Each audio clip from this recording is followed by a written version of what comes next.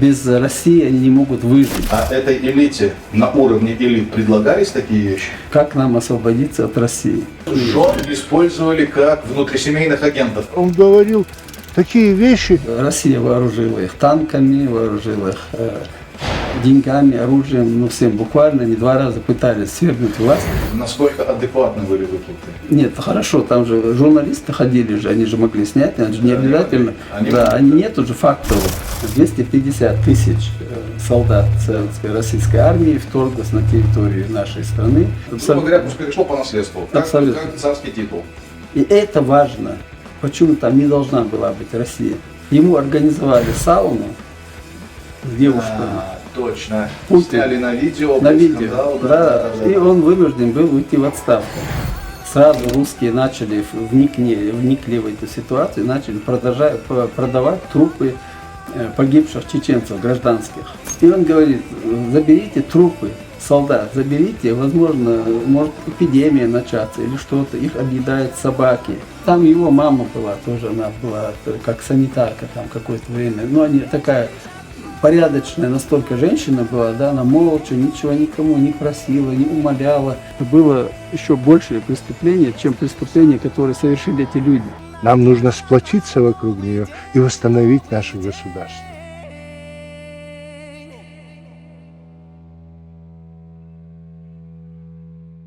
Хусейн. Распадается Советский Союз, и большое количество республик СССР объявляют о своей независимости.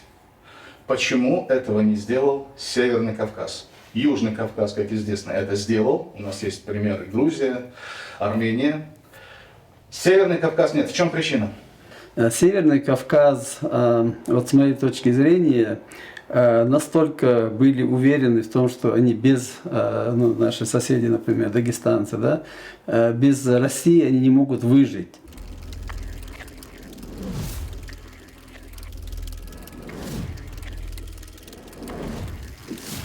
Что Россия это государство, типа образующая страна, что в этой стране там...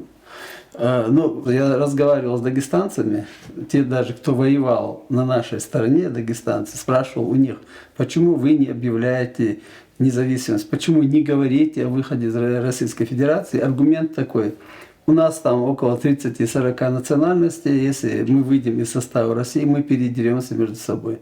То есть заложены вот эти конфликты, да, ну, сразу после развала мы же видим, Осетия, Ингушетия, да, конфликт заложили Советский Союз, потом Россия, то же самое, как в Молдове, то же самое, Приднестровье, Молдова. То есть Советский Союз пытался сразу создать такие конфликтные ситуации, чтобы эти республики при выходе получали больше проблем, чем, например, они бы жили в этом Советском Союзе или сегодняшней Российской Федерации. Я в этом вижу причины. И элита вот этих республик, да, она не была готова. А это были обычные деятели коммунистических. Хорошо, об элите. А этой элите на уровне элит предлагались такие вещи? Ну, там не надо было, естественно, были предложения, естественно, ну, на тот период, кто их... Кому? Руководство, каким например. Ну, были все, когда Чеченская республика объявила независимость, были приглашены все, и в том числе и грузины, и все даже украинцы, и все северокавказские республики, и Закавказье. Жохар Дудаев пригласил на какой-то, ну, праздник, какой-то день, куда все съехались, и они вели там, ну, как типа праздника, да, устроил для этого людей. И там были вот эти разговоры, как нам освободиться от России. И получалось так, что все эти люди вначале, которые поддерживали, пытались выйти из Советского Союза, были напуганы тем, что Россия потом, видя, что могут выйти из состава России, она может развалиться, были напуганы тем, что началась война. Вот это главная причина, почему они до сих пор молчат. Нас побили, чтобы напугать других. Вот такой метод был. Поэтому такие глубинные причины, о которых ты спрашиваешь, да. Эти причины являются именно вот эта неуверенность в завтрашнем дне и страх перед Россией. Мы этого страха не испытали, мы как бы чеченцы, да, во главе с Жохаром Дудаевым, когда объявили независимость, мы понимали, все понимали, к чему это ведет. И причем Жохар Дудаев не говорил, не прятал, и не пытался лавировать, он говорил, придется, возможно, за свободу надо платить, иногда и кровью даже. То есть люди были готовы, нохчи, чеченцы, были готовы за свою независимость, за свой выбор с оружием в руках отстаивать свои интересы, свою родину, свою страну. Почему так важно для России удерживать Северный Кавказ в своем составе? Почему это так важно? При всей той ненависти к народам Кавказа, особенно к чеченцам, мы это все прекрасно знаем, это я никому Америку не открыл. Я думаю, каждый в своей жизни так или иначе испытал это на себе, и, скорее всего, неоднократно. Вот при всей этой ненависти, при всей этой нетерпимости этнической, национальной, почему так важно для России удерживать Северный Кавказ? В чем причина? Вся вот эта пропаганда, которая в головах у этих людей засела, да, вот это, шовинизм, там, ненависть к другим народам, то есть вот такое, они великие, а мы никто. Вот в этом плане. А так Кавказ то есть чувство всегда превосходства над всеми обязательно, остальными. да. Кавказ всегда был Хорошо, такое желаемое. сегодняшнее состояние России, русских именно людей, Да. которые, вот смотри, это видео посмотрят в том числе и люди русской национальности. Услышав эти слова, как вы думаешь, они согласятся с тем, что ты сказал, или напишут, сам знаешь, какие комментарии? Конечно, они не согласятся. Не согласятся. Они ни с чем не соглашаются, потому что народ, русский народ, Да. вот нам надо четко, ясно понять одну вещь, что сам русский народ до сих пор не имеет своей государственности, своей земли, Объясни подробнее. своей. Вот все республики, да, которые находятся в составе сегодняшней Российской Федерации, возьми любой народ, Саха, Якутия, да, Якутия, граница, территория, Дагестан, Карачаево, Черкесия, там, любая, Татарстан, чеченцы, там, все имеют свои национальные республики. У русских нету этой национальной республики. Вся трагедия в этом, потому что им внушили, что вот Дагестан наш, там, Якутия наша, Татарстан наш, и не спрашивают это население, которое живет на этих территориях, как вы к этому относитесь. Советский Союз развалился, Северный Кавказ коллективно не захотел отделиться по разным причинам. Да. Чеченская республика начинает жить своей жизнью. Как это было? Само провозглашение, мы если говорим о провозглашении независимости, Да. то оно произошло в 1991 году. Был съезд чеченского народа. Лето 91-го. Лето 91-го. Был съезд чеченского народа, на котором выступил Жохар Дудаев. Жохар Дудаев на тот период генерал авиации российский, генерал-майор. Да. Он приехал в гости в Чеченскую республику, насколько я это знаю. Он тогда еще не президент. Не президент, он вообще даже не член никакой, была демократическая, Войнавская демократическая партия на тот период, которая, в принципе, организовывала вот эти съезды. Он даже не являлся членом этой партии. Он был приглашен, но человек был, всю жизнь прожил в России, детство помнит, как Казахстан, там, депортация, как его служебная карьера, да, когда ему даже не разрешали расти в армии, да, насколько мы знаем, на тот период Жохар Дудаев был одним из первых чеченцев за весь период после Второй мировой войны, который дослужился до звания генерала. То есть до полковника разрешали подниматься чеченцам, уже дальше были квоты, да, там ты должен там иметь нормальную жену, не чеченку, там еще какие-то претензии бывали к тем людям, коммунистам должен быть, и так далее, послужной список, там все такое. И эти Почему люди... не чеченку? Это прям- обязательно было. Это если у тебя была жена чеченка, Впервые слышу. да, Серьезно? это серьезно. Это даже ты на серьезные посты посмотри на любого чеченца, который занимал какой-то В то время. более-менее в то время пост, и у него обязательно жена бывает не чеченка, потому что нельзя было человеку подняться на этот уровень, из-за того, что вот недоверие, а доверие через корни там, чтобы влияние на этого человека оказывать. То есть там То есть сложные жен использовали как внутрисемейных агентов? получается? Абсолютно. Серьезно? Да, Вот настолько? да. Это настолько было, да. Это любой человек, который А жил. не притянута за уши эта информация? То есть это действительно практиковалось? Ну, это практиковалось, да.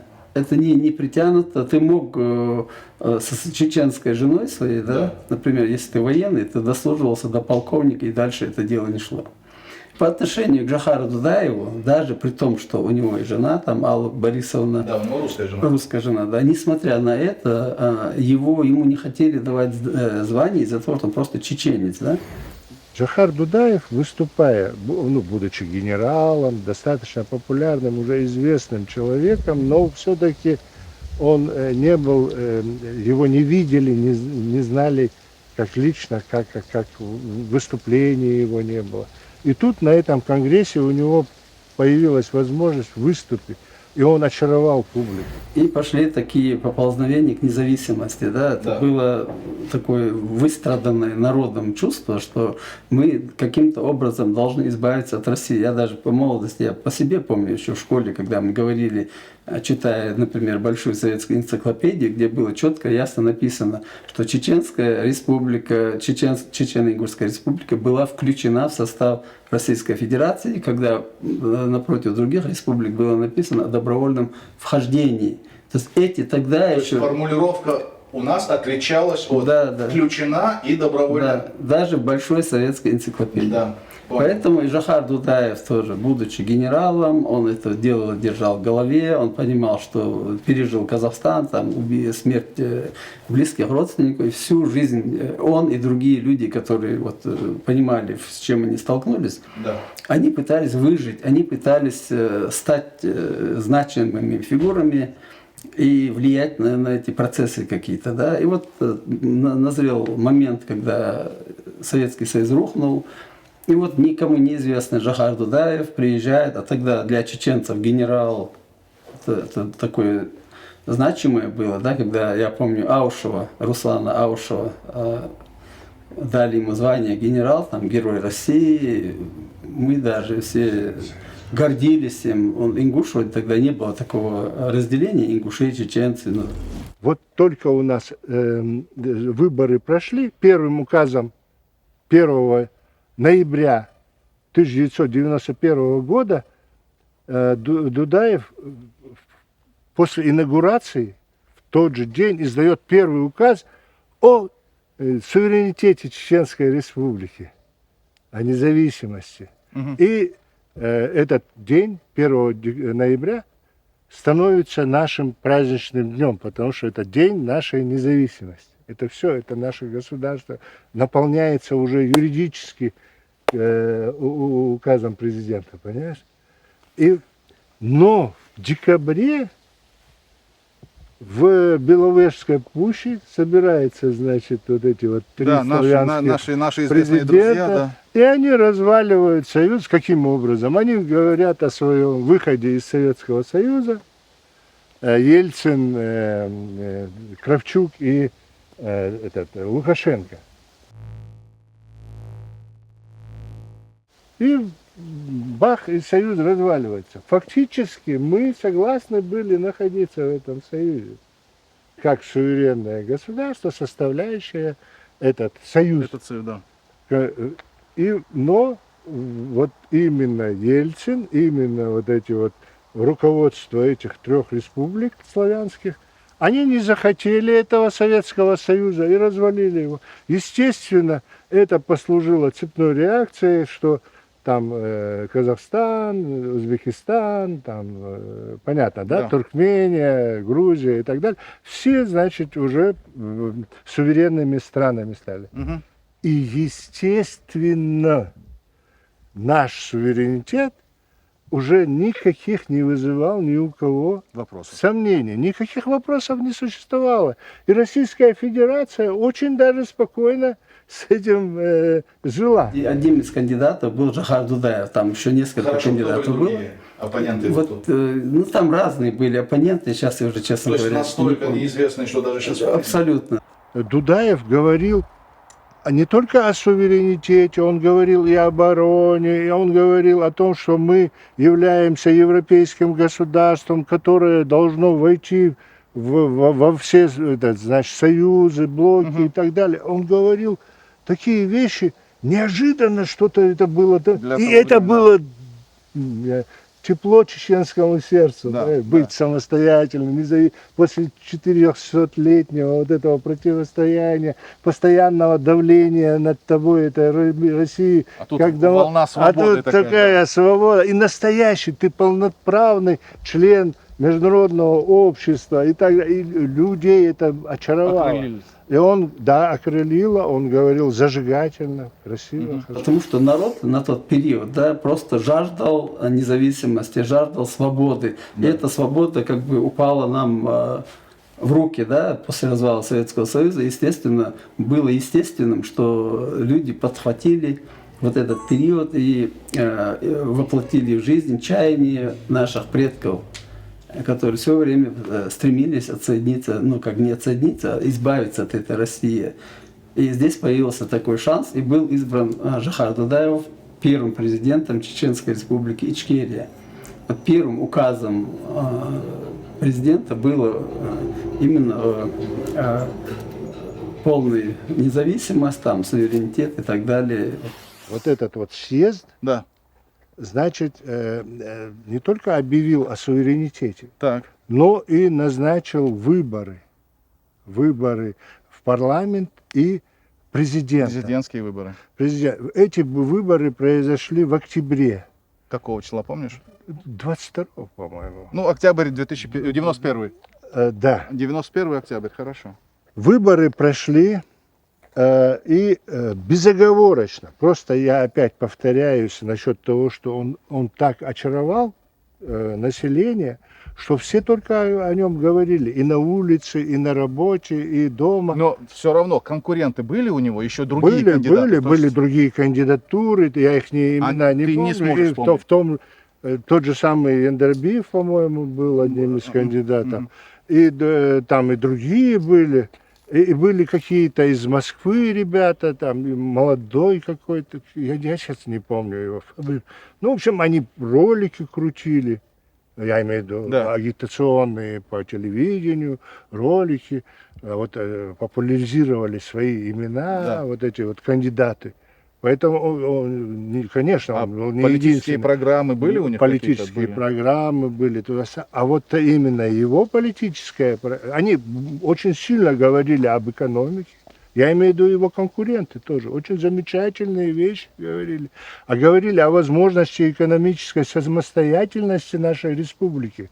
Очень серьезные вещи говорили. В 91-м он приходит к власти, Да, в 92-м принимают Конституцию. С 92-го Чеченская Республика Ичкерия становится конституционным настоящим государством. Да.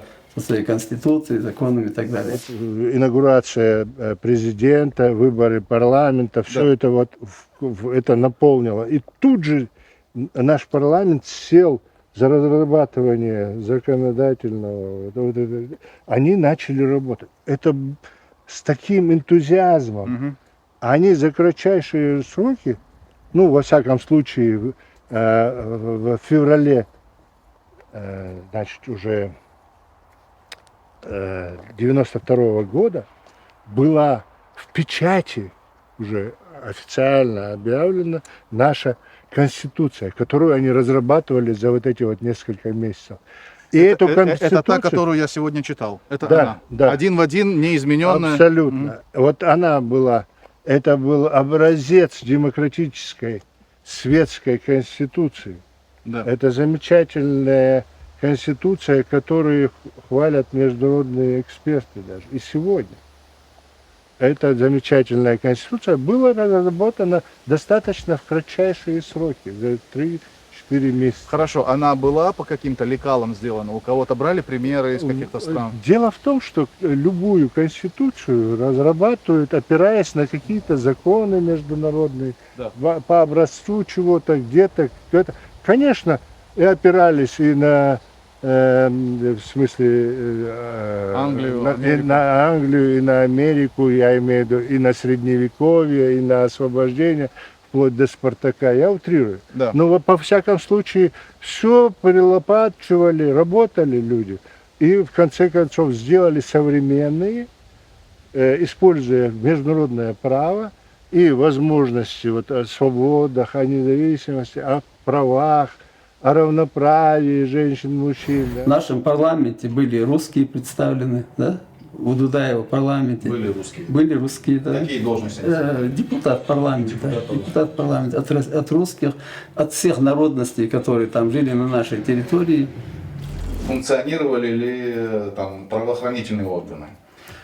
Какие-то следственные системы, судебная система? Насколько это было хорошо или все надо было заново, с нуля и сам себе режиссер? Но это переходный период. Например, я точно знаю, что Министерство внутренних дел, оно вот после того объявления независимости, избрания президента Чеченской Республики, подчинялось, все же подчинялось Москве. И Жохару Дудаеву пришлось, ну как бы чуть ли не штурмовать это здание. Подчинялась Москве уже после После, да. Объявления независимости? Да, абсолютно. Министр, Как вот, это было? вот саботаж, как по-другому назовешь? Ну откуда эти Гантемировы появились, мэр города Грозного был, да, Гантемиров Беслан, он потом стал сотрудничать с русскими. Да. Автурханов, Умар Автурханов с Натеречного района, кто там еще, ну, сам Завгаев, потом Хаджиев, Салымбек Хаджиев, министр нефтехимической промышленности Советского Союза, даже его на эту должность поставили. Они создали так называемую оппозицию. Да? Россия вооружила их танками, вооружила их деньгами, оружием, ну всем буквально, они 2 раза пытались свергнуть власть, свергнуть президента и Расскажи про захватить эти власть. попытки, что значит свергнуть, что это такое? Это свергнуть, это военные Переворот? вторжения, это переворот. Ну, Да. серьезно? Самый Какое натуральный. время было? Это было первый переворот, был в 90-е, если я не Попытка ошибаюсь. переворота. Да, попытка переворота. Это была уже где-то 93-й год, кажется, первый раз попытались Да. через микрорайон вооруженный. Причем, что мне посчастливилось как бы увидеть своими глазами это хозяйство, да, все. Потому что я ехал на машине, передо мной ехали эти люди в грузовых машинах, в белых шапочках, все одинаковые, одетые такие. И рядами сидели в машине, там, оказывается, у них оружие под ногами было. А так, вроде бы, на вид мирные жители куда-то едут на похороны, да, я так подумал, по крайней мере. И в этот момент они вот с Аргунамой, когда ехали, я ехал за ними как раз, они повернули на Петропавловское шоссе, а я ехал в город Грозный. И вот не доезжая до туннеля, Да. как раз туннель заезжал, и впереди раздался выстрел, взрыв. У нас был 16-этажный, кажется, да, дом, армянский дом, или как он там назывался. Ну, был не в помню. центре, да, был. В центре, да. И ракета, выпущенная с вертолета по президентскому дворцу, видимо, целились, она попала именно вот в этот жилой дом, в эту квартиру, какую-то квартиру. Но я как раз туда подъехал, забежал в эту квартиру, один из первых, кто туда как раз ехал. Получилось так, что я оказался первым там на этом месте. Я побежал туда, посмотрел, ранили или убили, может, кого-нибудь. То есть, И в итоге были там? никого не было. Там вся Пустая квартира была. была, да, разрушена, вся полностью. Но людей не было? Не было просто. Хорошо, а выстрел из этого вертолета, ну, не важно, Это вертолет, да. ракетой, кто это, чей выстрел? Это, ну, естественно, Советская сторона или... нет, это российский вертолет, который, это, видимо, сигнал был вот этим силам, да, Да, которые хотели совершить переворот, да. Да, они зашли с микрорайона, вооруженные, там против них Шамиль Басаев, вооружен автоматами, там, А чем вооружены гранатометами. были? Автоматы, Автоматами, а техника какая-то? Ну, техника потом уже была. Подтянулась. Первые, да, первая вот эта попытка переворота, она была уже без такой серьезной техники, там просто хотели пешим строем быстро раз захватить, перестрелять кого-то и все, вот, силами чеченцев. Там не было на первое время, ну, по крайней мере, до города Грозного не дошли какие-то бронетехника. Уже 26 или 7 ноября 1994 года была вторая попытка переворота, это уже серьезная попытка. Там было до 50 танков Кантемировской и Таманской дивизии, офицеры, контрактники, да, там заключили с Министерством обороны контракт. Эти контрактники на танках полностью забиты этими боеприпасами были танки.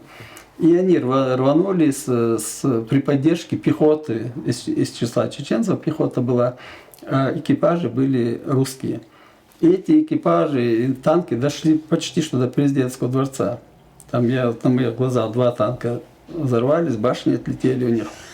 В общем, там были 18, по-моему, офицеров арестованы, от подполковника, там, капитану, таких рангах, да. Они содержались у нас в спецназе, где-то там, возле президентского дворца. И когда показывали, что вот эти офицеры ваши, российские, министр обороны говорит, а мы не знаем, это не наши. Но это то же самое, что в Украине делает, все отрицание, постоянное отрицание. Эта попытка была предотвращена. Чеченцы, которые за этими танками, пехотинцы, ну, некоторые погибли там, основная масса просто ушла обратно, потому что для чеченцев, которые были в оппозиции, они тоже были обмануты. Помимо этого, да, вот в Волгоградской области, Ростовской области, где чеченцы работали, жили и работали, там казачество начало подниматься, казачество, и выгонять чеченцев оттуда, из домов своих. Выгоняли, целые там бунты были, об этом мало писали, но я знаю, что это они были, потому что мои родственники там пострадали. У них был дом, они вынуждены были. У нас то же самое было с этими станицами казачьими. Так это вот взаимное. Это было взаимоуважение. Не, оттуда выгоняли, Я люди понял, приходили, да, потом да. процесс таким образом. В этот футбол играли на обеих сторонах. На обеих сторонах. То есть, а пропаганда, дело в том, что у нас не было такой возможности, такой серьезной пропаганды, контрпропаганды, да, телевидение, российская журналистика, все это дело там на весь мир они освещали, мы не могли, естественно, противопоставить этому ничего. Но в самой Чеченской Республике, насколько мы знаем, была проведена приватизация жилищного фонда. И любой человек, русский ты, чеченец, никто же не выбирал, и живешь в этой квартире государственной, она была приватизирована, люди приватизировали это дело с удовольствием. Там такого массового, да, вот как нам рассказывают, расстрелы, геноцид русского языка. Вот об этом я хотел поговорить. Я житель города Грозного. Я жил, вырос в микрорайоне города Грозного, в первом микрорайоне, да, потом переехал на Старопромысловский район.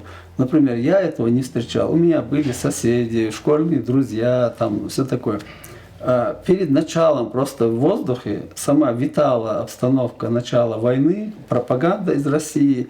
И люди боялись, да, люди русскоязычные, естественно, и все время внушали, что вот сейчас что-то произойдет. И, естественно, они пытались оттуда выехать. Да. Когда они выезжали, многие люди, вот любого чеченца нормально того возраста, чеченца именно тогда юноша был, если спросить, и любой это будет рассказывать, что у них покупали дома у русских, даже сопровождали их в Россию. Насколько адекватны были выплаты? Или все-таки это в любом случае было ниже? Ну, я думаю, что среди чеченцев, да, я думаю, что дома эти продавали соседям. Ну, твой сосед, и ты же не будешь его обманывать, да? Или там пытаться. Ну, конечно, какие-то, может быть, То есть нюансы по ценам все равно были? Ну, нюансы по ценам и так должны были быть, потому что это все-таки экономика, да? Ты покупаешь кота мешком, не в мешке, не знаешь, что завтра произойдет. Вот эти люди продавали свои квартиры и получали эти деньги, да? И чеченцы сами сопровождали во многих случаях этих людей прямо в Россию туда, чтобы их не ограбили по дороге. Ни в Чеченской республике, ни в других республиках. То есть с гарантией безопасности их сопровождали в Россию. И причем что происходило? Мы по своей сердобольности предлагали этим же русским не выписываться из этого жилья, из этого дома, чтобы они там могли получить статус беженца.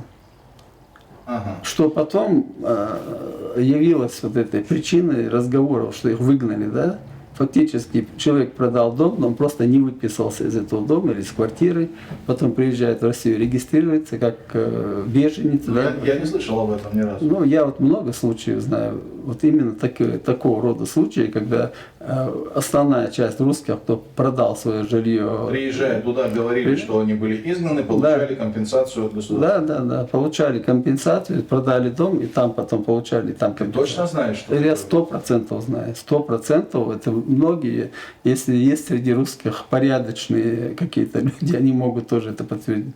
Потому что это было Что ж, массово. Если кто-то такой есть, напишите в комментариях, будет интересно. Да. По справедливости ради. Нет? Ну, значит, Да, это массово было. И какого-то такого массового изгнания русскоязычного лично я, как житель города Грозного, не наблюдал. Это я могу массово не сказать. наблюдал. А какие-то ну, были... Ну, такие-то, наверное, я думаю, что и в Германии есть такие случаи, там в любой стране есть. Есть хорошие люди, есть плохие люди. Ну, в массовом случаи порядке. были, но массовым геноцидом Это абсолютно, нельзя даже с натяжкой Да. нельзя назвать, потому что не было таких вот, ну, чтобы именно там 10 человек убили, да, там русских убили столько. Нету ни статистики, нету никаких доказательств, нет никакой фото или видео документов тоже нету. Раз этого нету, да, значит этого факта нет. Это пропаганда. Не работает так, Хусейн. Ну, как если не кто-то работает? творит преступление, вряд ли Нет, он будет если массовые снимать на какие-то... камеру. Нет, хорошо, там же журналисты ходили же, они же могли снять, они же не Да, они обязательно. могли, они Да, могли, они да. нету же фактов. Вот после нашей депортации в Казахстан заселили в наши дома этих русских, Да. им дали все. Когда мы вернулись в 1958 году, русские проводили там демонстрации с требованием обратно выслать чеченцев в Казахстан. Это исторический факт, об этом много даже в Википедии есть, да? 1958 год, кто хочет, может посмотреть. Из-за этого все это всполыхнулось, там и русскоязычное население вышло, даже штурмовали они там эти обкомы, там разные правительственные учреждения. И пришлось против них применить силу власти, да, для того, чтобы вот утихомирить. А требование было выслать чеченцев обратно в Казахстан. То есть вернулись люди на родину, эти люди живут в наших домах, на нашей территории, и мы пришли, понаехали. Демонизировали, пропаганда русская, как это делают сейчас украинцы и бандеровцы, то мы вот это геноцид делали, чеченцев русских убивали, то есть там нагнетали такую обстановку, чтобы оправдать войну, оправдать убийство чеченского народа. Вот к этому все это шло. И потом последствия мы уже видим, оттуда исток русского населения. Причем, что, вот смотрите, я был участник обеих войн, да, обеих. С самого начала первые бомбардировки начались по кварталам, где компактно жили русские. Это Трампарк, да, ракетные удары, где компактно жили То есть русские. российская армия бомбила русских. те районы города Грозного, где массово жили Да. русские. Им нужно И было... на тот момент они еще там жили. Жили, да. И погибло, я сам видел. У нас были много русских, приходили к нам в президентский дворец. Эти русские потом выезжали с такими большими глазами, да, и потом уже журналисты рассказывают о них совсем другие вещи, что их чеченцы убивают, там это. Это была страшная пропаганда. И против нее у нас не было сил и времени Хорошо, а были бороться. русские, которые не врали и честно говорили, меня бомбят мои же... Да, Такие есть тоже были. видеофильмы, есть где видео. русские говорят. И причем, что, например, в нашем главном штабе был местный русский, работал у нас там, Да. в отделе связи. Если мы сами не научимся что-то делать, что-то производить, то до тех пор мы будем народом, который никому не нужен. А народ, который умеет что-то делать, он всегда востребован бывает. Пусть это в любой области, литература или там производство какое-то, машины, самолеты, вертолеты, там какие-то дроны, разницы нету. Вот эти люди тогда бывают востребованы, эти народы. До тех пор, ну, кто с нами будет считаться? Да никто. Россия пыталась до начала военных действий, до войны, то есть сначала пыталась не втягивать себя саму как государство в войну и решить вопрос за счет, может быть, каких-то внутригражданских переворотов и так далее. Я правильно говорю? Да, абсолютно верно. Да. Я понял. Хорошо. Этот номер не прокатил. Россия начинает подтягивать к границам Чеченской Республики свои войска. В большом количестве. Как это было и что об этом говорили в мире? Ну, один вообще фактически считается, да, начало русско-чеченской войны 1-11 декабря 1994 года. Почему так Это считаете? когда российская армия перешла границы нашей территории. Понял. Вначале, вот надо об этом тоже подчеркнуть, да, вначале не было цели захватить полностью территорию. У них была цель захватить нас, отодвинуть от реки Терек. Если помните, пропаганда была санитарную зону. Сейчас в Украине тоже, я все время сравниваю это с Украиной, потому что риторика и действия российской власти абсолютно одинаковые. Похоже. Была такая задача у российской армии создать санитарную зону. За счет каких территорий? За счет территории Шелковского, Чеченской Республики? да, за счет захватить Шелковской район, Черленый и Шелковской, вот эти два района отсоединить, и по реке Терек создать такую естественную границу, да, по реке Терек. То есть два эти района от нас уходят, и получается, что мы остаемся на этой стороне. То есть, по сути, разбить республику на две части. Абсолютно, да. Но не то чтобы республику. Эти, как они сделали с Грузией, вот эту часть республики присоединить к России, да, Шелковской и Черленой, Да. как бы она принадлежит казакам, там еще кому-то, нагайцам, но всяким другим народностям, которые жили на этой территории. То есть, хотя она принадлежит нашей республике, но была такая задача вот, их забрать и сделать санитарную зону. Это исконно чеченские земли. Это исконно, да. Еще дальше исконно, не только эти, но мы знаем, дагестанские некоторые районы принадлежали нам до выселения в Казахстан в 1944 году, Да. тоже до сих пор их не вернули. Эти земли до сих пор. С Ингушетией у нас проблема тоже из-за этих земельных какие-то вопросы, надо будет позже решать все это дело. И здесь, когда аппетит, как говорится, приходит во время еды, да, когда они перешли, ну, не ожидая такого серьезного сопротивления, потому что из-за нехватки вооруженных сил, из-за нехватки самого вооружения, артиллерии, там, тяжелой техники, мы не могли биться на открытом пространстве, потому что не имея ни авиации, ни вертолета, никакой поддержки, ПВО и так далее, то есть нас они всегда могли сверху уничтожать, поэтому... Россия вторгается на территорию другого государства, Чеченская Республика. Она вводит туда большое количество войск, это и тяжелая техника, и много чего.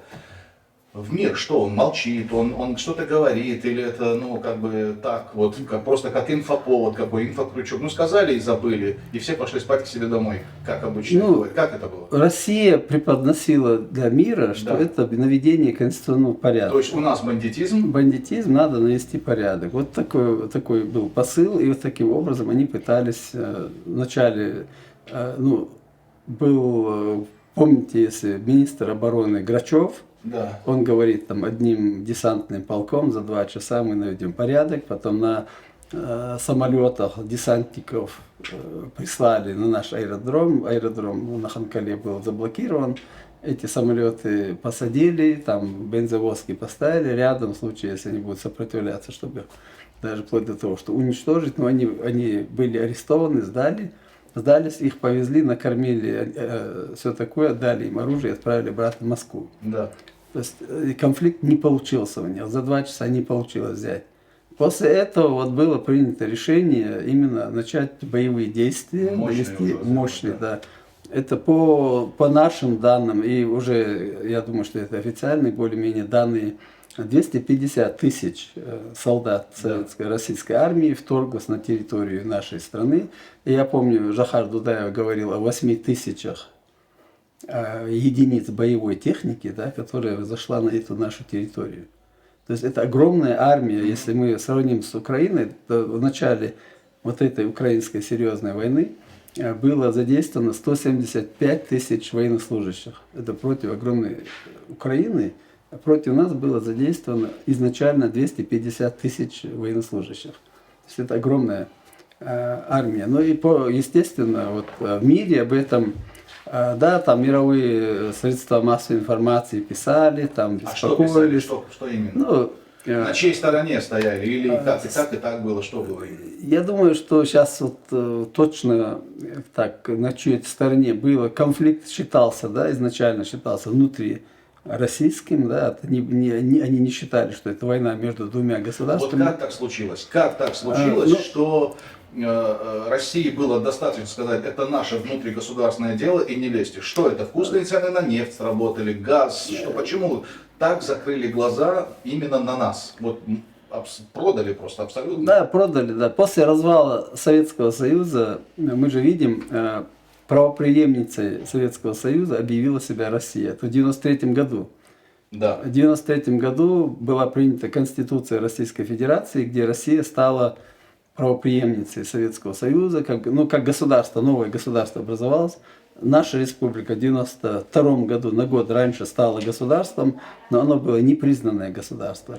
В 1993 году Россия объявила себя, и причем, что в Совбезе ООН, Организации Объединенных Наций, Россия незаконно заняла место Советского Союза. Это очень важно, потому что сегодня это... Поподробнее об этом. Это вышло боком, да. Вот у нас наш политолог Юнусов Сулим, он в Берлине живет. Да. Он уже, я насколько знаю, 6-7 лет назад, еще до начала там каких-то движений в Украине, всегда говорит о том, что Россия занимает незаконно место в Совете А Безопасности. как она должна была занять? Она должна была, Украина, например, и любые после распада Советского Союза, все республики туда входили законным путем. То есть писали заявления, там все обсуждалось, это, и они не становились именно людьми, которые решают судьбы народов. Правильно ли я понял, что Россия после распада Советского Союза должна была заново уже как Абсолютно. Россия подать и Да. вступить как Да, Россия? да. А этого не было сделано, Не было. и был взят именно то место, которое принадлежало Советскому Союзу. Да, Грубо абсолютно. говоря, просто перешло по наследству, Абсолютно. как царский титул. Абсолютно верно. Хотя любая республика из 15 союзных республик имела право объявить себя Преемницей этого места, Советского да. Союза. Да. И этого места, и вообще и Советского Союза, преемницей, потому что Советский Союз, это все эти республики вместе были, они не одна Российская Федерация там была, то есть там много таких вещей. А Совбез, Совет Безопасности ООН, который входит там, по-моему, 4 основные государства, они имеют право накладывать вето Да. на любое решение. И это важно. Почему там не должна была быть Россия? Любые действия вот такого характера, там, например, критика, да, или там решение Совбеза о окончании войны, ну, какое-то, любое решение Совета Безопасности, там, введение каких-то санкций против государств, ну, любые вещи, блокирует Россия. То, что ей невыгодно, там, право этого голоса, и в Совете Безопасности такое правило, если один против, то это не проходит уже, да? То есть все должны быть или за, или никак не проходит. И вот этим правилом манипулирует Россия. Сидит там в Совете Безопасности и решает мировые проблемы, не имея на то абсолютно законного права. Вот с этого момента, да, начинаются наши беды. Потому что Россия, имея такое влияние в мире, это шло при Ельцине, и потом какой-то период при Путине тоже везде он разъезжал по всему миру, скупал всех политиков большого ранга, Шрёдера, например, да, вот из Германии, бывший канцлер Германии, сейчас живет. Ситуация комичная, да. Это согласен. комичное, мало того, что премьер-министр иностранных дел Австрии, фрау Кнессель, сейчас живет в российской деревне, который приезжал Путин на свадьбу. Она живет в России. Было. Да? Она сейчас в российской деревне? Она в России живет, да, потому что здесь ее за критику она не смогла дальше Именно жить. в деревне или? В деревне я смотрел передачу, она живет в деревне, купила там домик, занимается благотворительностью, ну, в общем, такой леди деревенского какого-то Мценского уезда, леди, вот, типа. И она там, вот таких политиков очень много. Причем, что вот эти методы, да, КГБшные, если ты помнишь, был Скуратов такой, генеральный прокурор. Я помню такого. Вот. Как сняли Скуратова? Когда Скуратов выступил против Путина, ему организовали сауну с девушкой. Да, точно. Путин. Сняли на видео, На был видео, скандал, да, и он вынужден был уйти в отставку. Ну, по русской как бы традиции спаивают водкой, потом селедка, потом собирают досье на этих людей, потом эти люди становятся какими-то влиятельными политиками, а потом Путин говорит: оба, сейчас я вот объявлю об этом, и ты улетишь. И все. И таким образом шантажирует европейских политиков. А журналистов, обычных журналистов из разных газет просто финансируют. И я знаю много случаев, когда, например, о чеченцах, когда мы сюда, в Европу, приехали, даже нас не зная, молва, слава о нас, как о плохих людях, уже впереди была здесь. Уже писали газеты, что чеченцы террористы, чеченцы бандиты, там взорвали в Москве дом, там еще что-то, хотя никакого доказательства не было, хотя многие журналисты говорили, что это взрывы домов, это работа ФСБ России. То есть вот таким образом шла манипуляция, и, естественно, политики мировые, да, не могли против этого ничего сделать и ничего сказать, потому что, во-первых, их никто не слушал.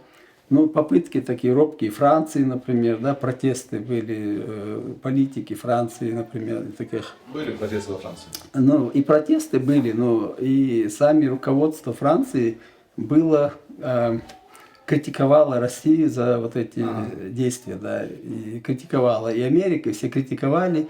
Но у них критика как, они, возмущение, у них там обеспокоенность с правами нарушения человека, ну, таких механизмов, к сожалению, в мире, вот мы опять-таки по Украине видим, нету таких механизмов, чтобы вот заставить Россию остановиться, да. Если они сейчас с Украиной не могут прекратить вот эти издевательства, геноцид украинского народа, то как они могли против нас остановить вот такой маленький, ничего не значащий? С Украиной хотят и не могут, а с нами не хотели и не могли, тем более. Да, и тем более, да. Вот и мы оказались в жерновах вот этой страшной кровопролитной войны, которая, первая война, длилась 2 года. Тогда Первая война. Значит, ты сказал, что, в принципе, начало ее это декабрь, так как в декабре, 11 декабря, да. было пересечение границ военной техники, и российские войска массово вошли на территорию Чеченской Республики, тем самым это и есть факт начала военных действий. Но активная фаза, вот сами боевые действия, это началось со штурма Грозного. Ну, не со штурма Грозного. Я хотел спросить, до штурма да, Грозного были где-то столкновения? Да, была вот станица, вот со стороны Терека, когда с Шелковского Черлены заезжаешь в город Грозный, Да. там вверху есть Петропавловск, Петропавловская станица. Первые боевые действия начались оттуда. Там В этой наши станице жили казаки, чеченцы и казаки. Да. смешанное Уже население было, да. тогда было смешано, да.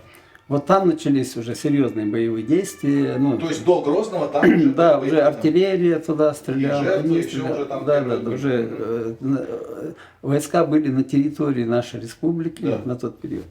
Потом начались с Натеречного района, зашли через Моздок, через Натеречный район зашли войска. Потом другая, третья колонна начала продвигаться из Ингушетии, через Ингушетию. То с 3 сторон. Еще была армия, которая стояла в Дагестане, но они не пошли. Надо, кстати, я думаю, отметить справедливости ради и вообще, что ингуши пытались ее остановить. Да, пытались, и там единственный, кто это делал. министр здравоохранения погиб там. Погиб даже? Да, даже погиб, да. Мы такие вещи, конечно, оцениваем, Да, мы не да, будем это- умалчивать. Это большой респект. Да. Это наши соседи, они очень много сделали, чтобы войска не пошли, но силы были неравные. Согласен. И вот убийство. это- Просто мирные люди Да. вышли, пытаясь остановить, Да. конечно, но это поступок. Да. Хорошо, значит, смотри, штурм Грозного. Вот я с друзьями, подростками, то есть мы были несовершенны, то есть 18 нам не было, там будет 16 примерно так лет. В самое первое время, очень короткое время начала штурма Грозного, смогли посмотреть в прямом эфире. За счет того, что кто-то из телевидения нашего местного догадался на крыше дома, где-то в центре, поставить камеру, видеокамеру, и пустить это в прямой эфир на телевидении. Камера, к сожалению, не могла охватить, понятное дело, весь масштаб, она могла показать только какую-то часть улицы, но даже этого хватило, чтобы понять, что все очень серьезно, очень жестко, и это точно изменит жизнь народа на до и после. То есть будет очень черной чертой в его истории. Я правда, не помню, сколько этот эфир проработал, но вот самые первые какие-то часть боев мы увидели, смогли посмотреть, грубо говоря, онлайн, хотя это был не онлайн, это был по телевидению. Да. Ну, сейчас можно сказать, что так. Ты сам принимал участие в обороне Грозного? Да, естественно. Я был на тот период адъютантом начальника главного штаба Аслана Масхадова. Ты был адъютантом у Масхадова, да. До этого, когда была первые мои боевые столкновения, я должен уточнить, роль адъютанта, она какая? Какие на тебе полномочия? Полномочия, контроль за исполнением приказов, потом обеспечение питанием, продовольствием, боеприпасами, в общем, туда поехать, отдать приказ, отвезти, завести людей, там, кто заходит, с ними разговаривать. 24 часа в сутки, в общем, мне там удавалось вот так сесть, там полчаса, если покемарить, да, это я был счастлив, и откуда-то бралась эта энергия, силы, и приходилось, помимо этого, в моих обязанностях было опять контроль за военнопленными, которые тут же находились, мы их разделили на офицерский состав и рядовой состав, потом документы. Насколько быстро появились пленные? Прям с первого С первого штурма уже были пленные. Ну, я думаю, человек 30-40 поначалу сразу наловили, да. Там. И вы сразу офицерский состав отдельно? Да, отдельно. Ну, почему это было сделано? Потому что мы хотели соблюдать правила войны. Женевская конвенция, да, То есть это по правилам Женевской конвенции, офицеры не должны находиться рядом совместно с рядовым составом. Ага. И, во-первых, в целях безопасности это делается, чтобы провокацию какую-то не подбили этих солдат, да, офицеры. И, из такой-то гуманных, не знаю, каких-то соображений, потому что офицер считается немножко по должности выше. Более ценная шахматная фигура, да. Да, вот случай. Вот для этого их содержали отдельно. Кормили, поили, все то, что мы ели они, никто над ними не издевался. Абсолютно, там вообще даже слова не было никаких намеков на то, чтобы над ними кто-то издевался, потому что там, во-первых, вот этот президентский дворец приходили уже после штурма, уже после того, как мы 31 на 1 разбили вот этот штурм, и везде по городу просто ужас, да, сколько было военных погибших русских солдат, это просто катастрофа. Такой жалости, когда в начале войны, когда видишь, что убивают людей, пропадает вот эта естественная жалость к человеку, там, ты уже становишься машиной какой-то, машиной, которая воспринимает смерть как данность, и от нее никуда не денешься. Быстро привык сразу? Абсолютно быстро, да, ты привыкаешь к этому очень быстро, и ты уже живешь этой жизнью. Просто... Жертв сразу много было с обеих сторон? С обеих сторон среди мирного населения было очень много жертв тоже, да. И, кстати говоря, вот это из убитого мирное население, сразу русские начали, вникли в эту ситуацию, начали продавать трупы погибших чеченцев, гражданских. Да, продавали трупы 2000. Поподробнее, я первый раз. Да, это даже об этом есть вот Иса Мадаев, был председатель комиссии по обмену военнопленными. Каких ты имеешь в виду? Солдат. Солдаты. Нет, солдаты, офицеры, русские солдаты, офицеры, которые оккупировали часть территории, погибших на этой территории гражданских, продавали их родственникам, потому что у нас по традиции мы должны быстро взять человека и похоронить его. И вот они отдают труп, потом дают деньги, они потом продают этот труп, 1-2 продали, потом поняли, что на этом можно зарабатывать деньги. И начали продавать. Это ты точно знаешь? Это я 100% знаю. Не то, что точно знаю. Об этом есть фильм Исы Мадаева, где он был председателем комиссии уже позже по обмену военнопленными, он там это рассказывает, даже сам тот период рассказывает, как он выкупал сам у них, помогал этим людям забрать трупы. Так что это реальные вещи, и причем не только трупы продавали, захваченных людей продавали.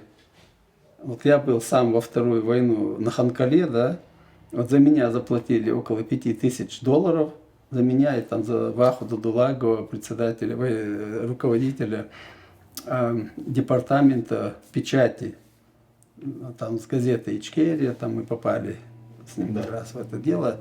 Мясорубку нас просто тоже вот так же выкупили. Это твой второй плен? Второй плен, Мы да. поговорим об этом. Да. Ну, это я к слову, потому что говорю, что продавали, что это реальные вещи, когда трупы и живых людей, виновных, невиновных, захваченных, никакой роли не играло. Это был чистый бизнес. Бизнес на чеченской крови. Ты адъютант у Масхадова в его штабе, один из, практически его правая рука, и все администрирование, координация и так далее, обеспечение продовольствия, все лежит на тебе. Да.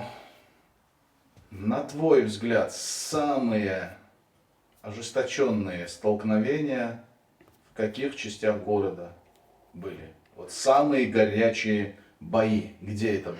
Ну, это было улица Первомайская, там 80-й Самарский полк полег, там расстреляли танковую колонну, и в районе железнодорожного вокзала, и где ДК Ленина, да, вот этот район заводской, кажется, район, в этом районе тоже было очень много подбитой техники, по Старопромысловскому, в принципе, весь город, да, весь город был как бы отражал атаку вот этих российских войск.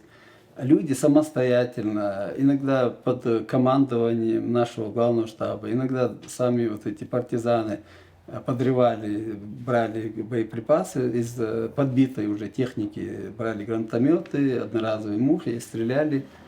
Ну, тем более, что опыт, немножко мы приобрели опыт, наши ребята, чеченцы, приобрели опыт 26-27 ноября, когда первые русские колонны в составе вот этой оппозиции зашли в город, и за ними просто на «Жигулях» да, ездили, расстреливали танки. Вот едет танк, ребята на «Жигулях» догоняют, из гранатомета бьют, подбивают танк. То есть это было как... То есть за счет мобильности, за счет скорости? Не за счет мобильности, скорости, за счет мужества.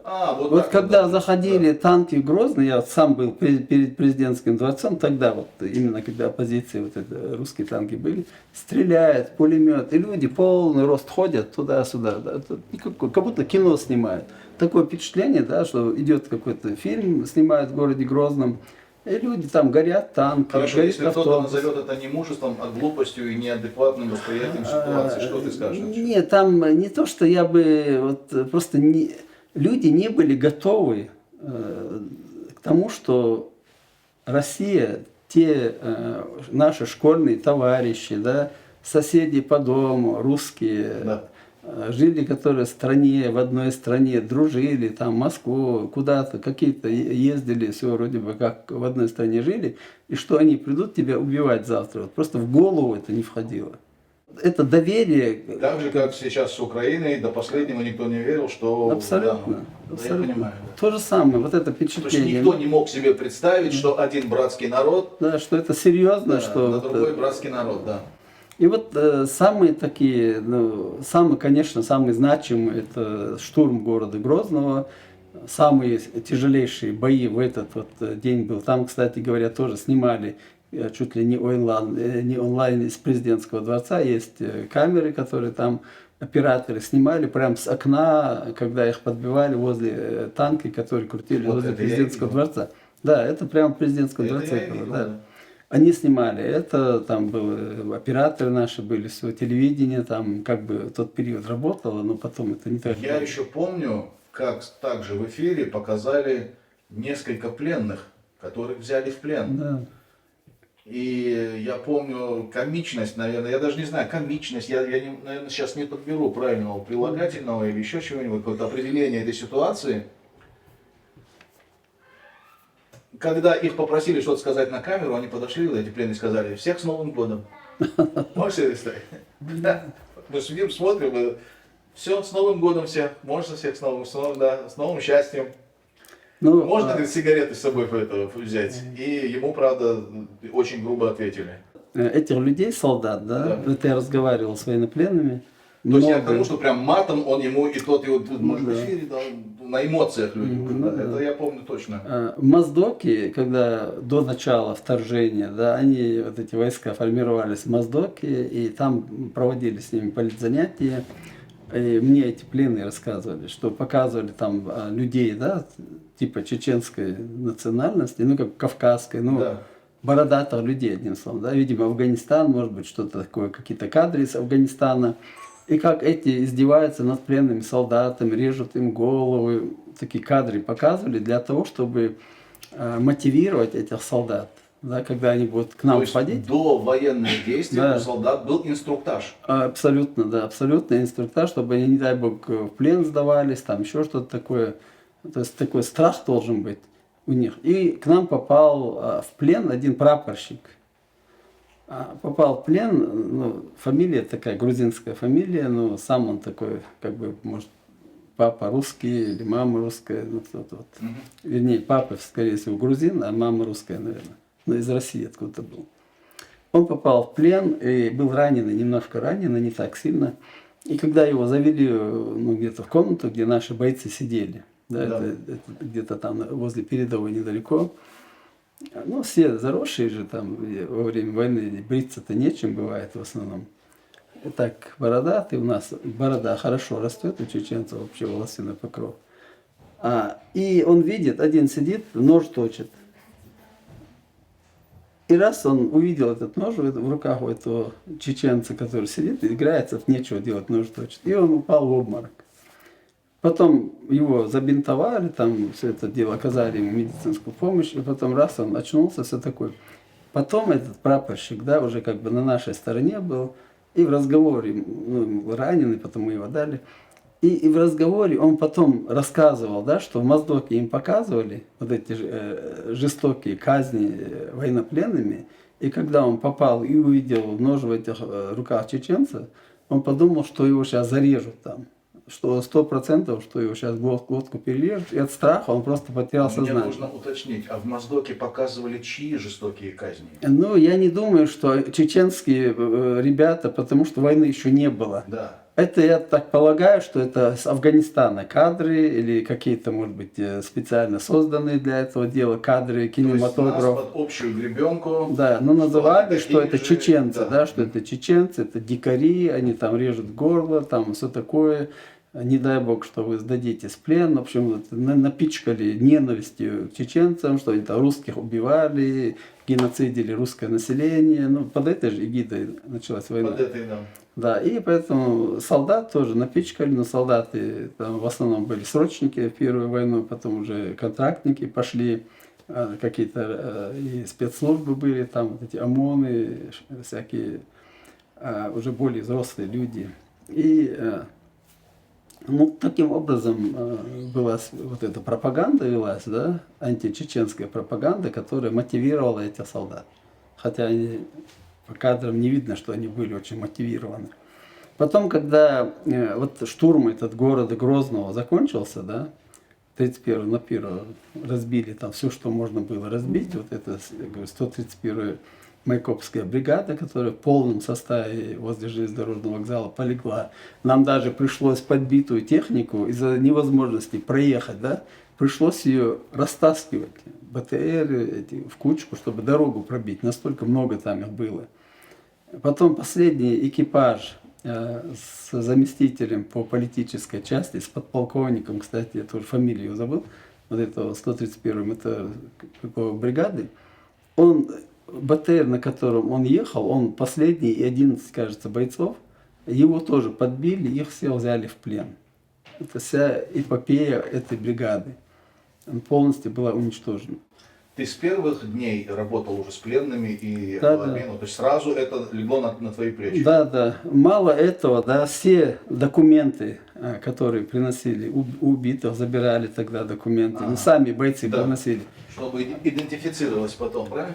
Письма, которые они писали, вот я читал много писем, которые тут писали, не успели отправить, да, там вот впереди Чечня, там все такое, что-то горит, не горит, там такие маме, папе, когда писали Ну, тогда письма. это еще, да, работали письма, уж не Да, было интернета, да. да, света. Потом я набрал в городе Грозном полмешка военных билетов.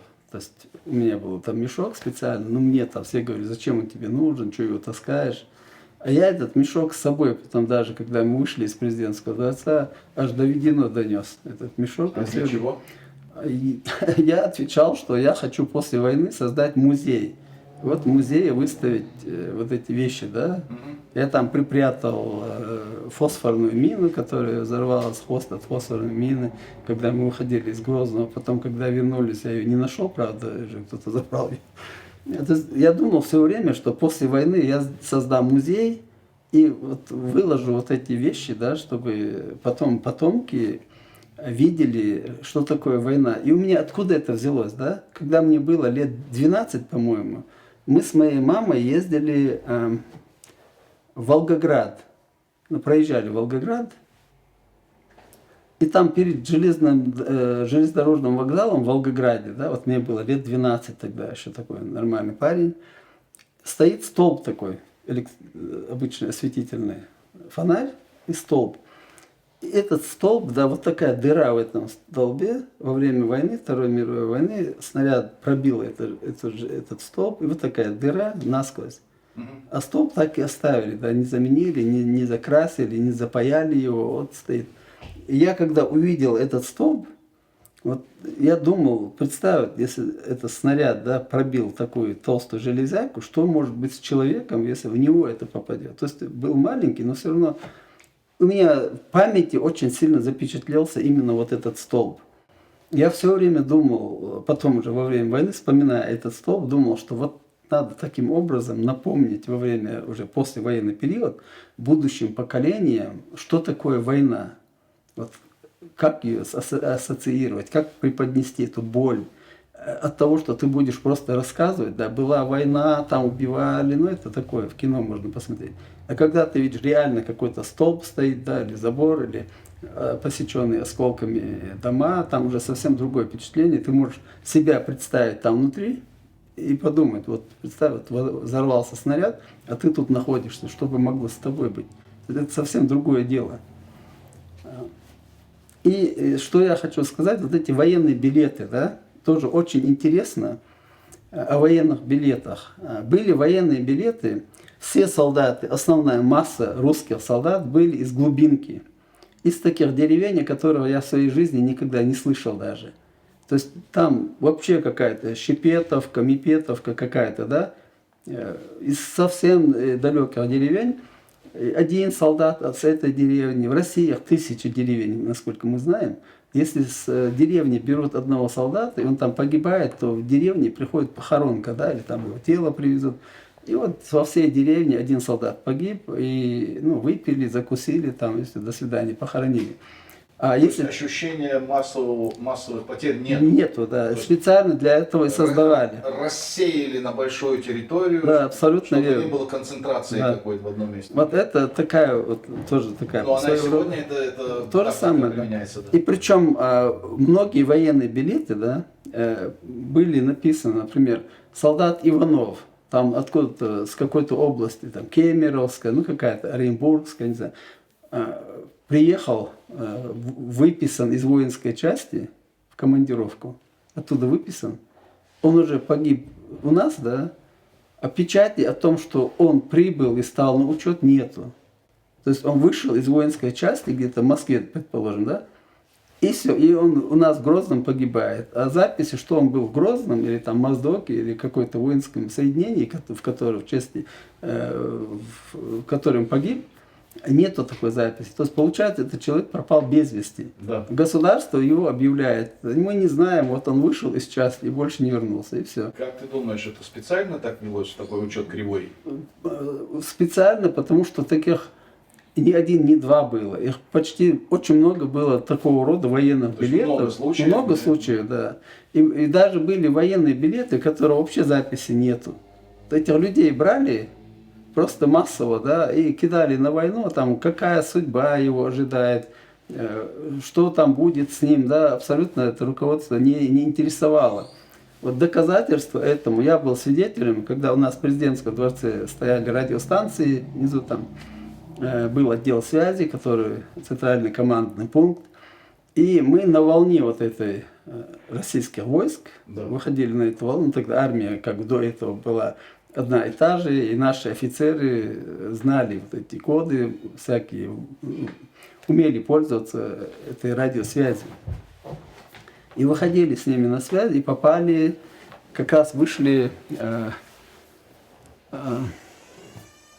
на генерала, который в Грозном был, как его фамилия-то.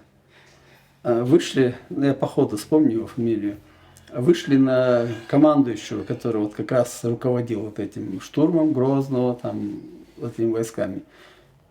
И когда Масхадов сидит с ним, разговаривает, да, вот как вы собираетесь смотреть в глаза матерям солдатским? А матери солдатские у нас тут в президентском дворце находятся, да, приходят, уходят, ищут своих детей во время войны.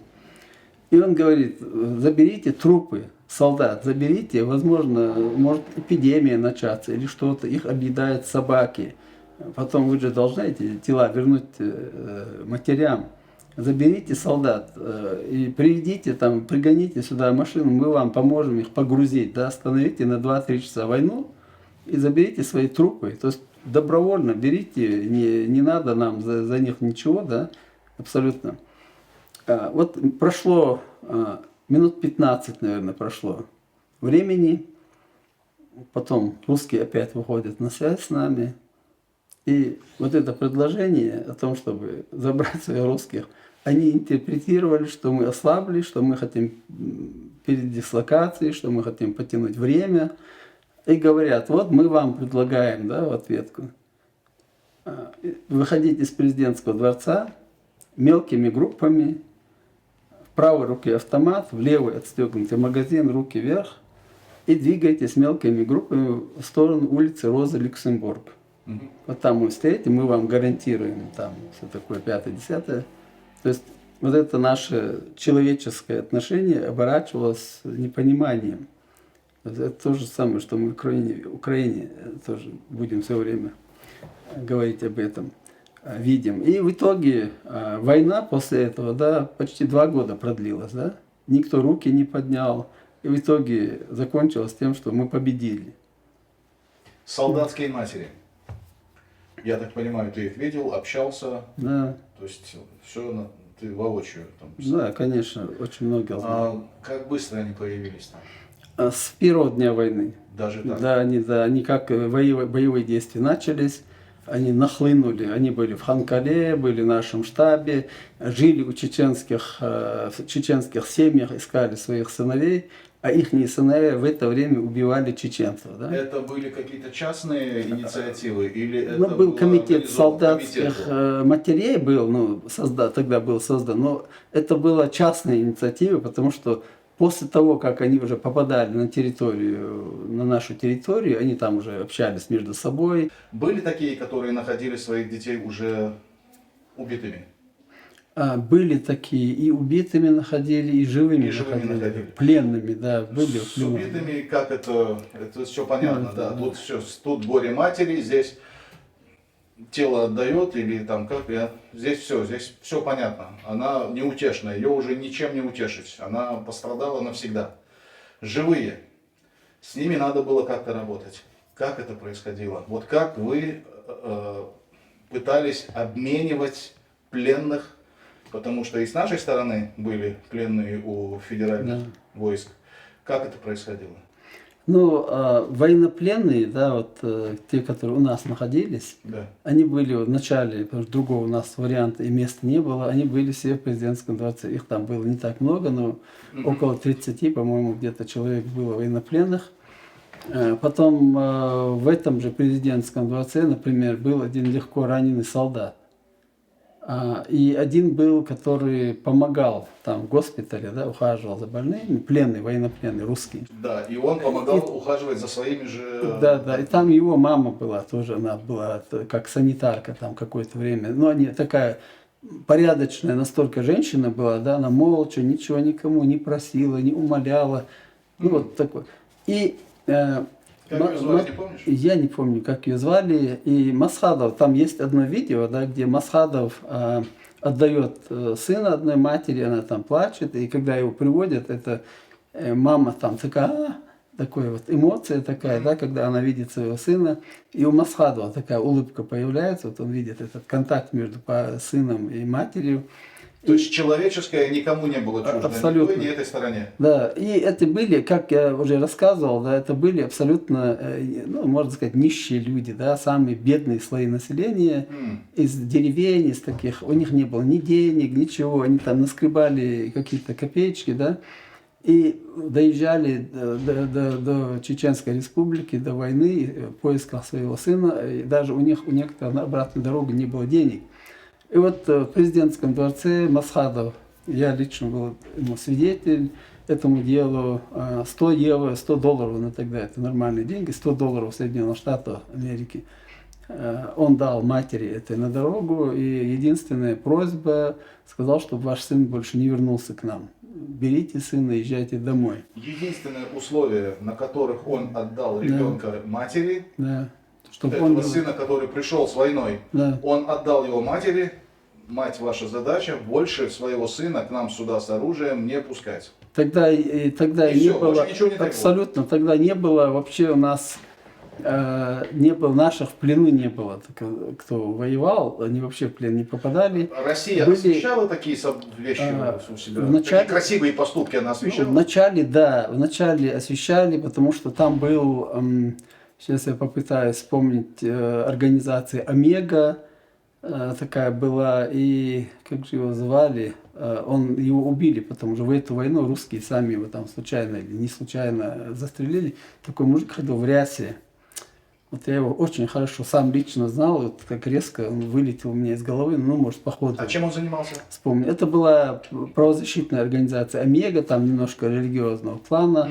Они приезжали, он такой длинный волос, там подвязанная эта самая лента, ну, взрослый мужик, усы, борода, там все.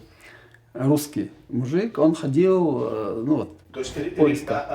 организация религиозного плана на христианской религии? Ну да, на христианской, да. Вот он в поисках вот этих военнопленных ходил там, был против войны, сам он был против войны, потом ему из-за того, что он обещал в России, да, в Москве сделать пресс-конференцию, ему отдавали пленных, да, с условием, что он там поведет, сделает пресс-конференцию и на пресс-конференции даст выступить вот этому военнопленному о ситуации в Чеченской Республике. Вот таким образом, вот я насколько знаю, был такой капитан Мычко, да, капитан Мычко, Да. вот такая фамилия, и этот капитан Мычко был ранен на вылет в грудную клетку. Там тоже есть видео именно с этим Мычко, как он в плен попал, как он разговаривает, как его допрашивают. Он допрашивал его, сам Масхадов спрашивал, какая часть, все такое.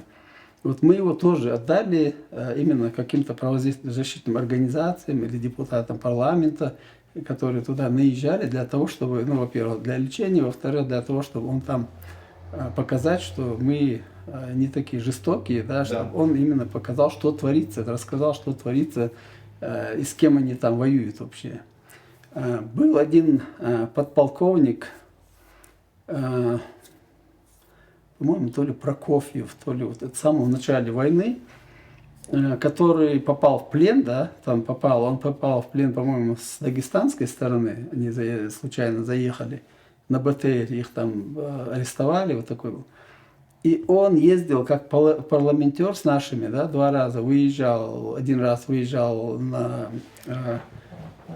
аэродром, наш аэродром, который русский, потом Северный аэродром назвали. На Волге с 2, там был Мумади Сайдаев. И аэродром гражданский или военный? Гражданский, который обычный, в Грозненский аэродром. Да. Ну, вот этот.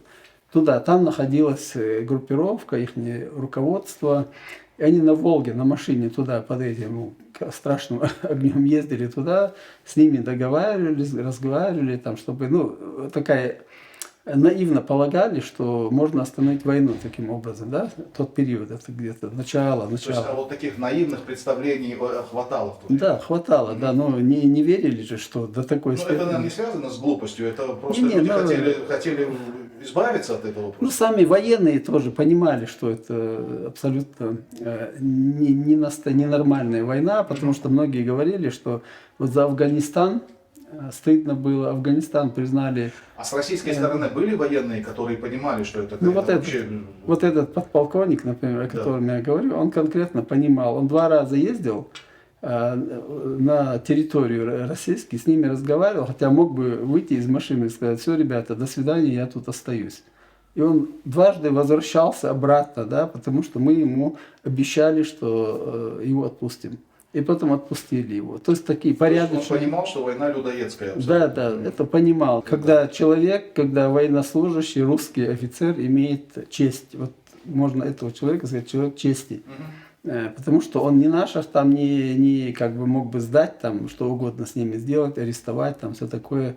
Но он приехал назад в главный штаб, и потом уже мы его А отпустили. как еще раз фамилия, имя его помнишь? Я сейчас, честно говоря, не помню, типа Прокофьев, что ли, вот я точно не могу сейчас сказать. Хотелось бы, Это был конечно, 94-й назвать год, человека, уже сколько лет прошло. Достойно. чтобы Да, назвать его достойный, имя, да, это очень достойный, такой порядочный мужик был. Вот, и вот эти солдатские матери, да, Да.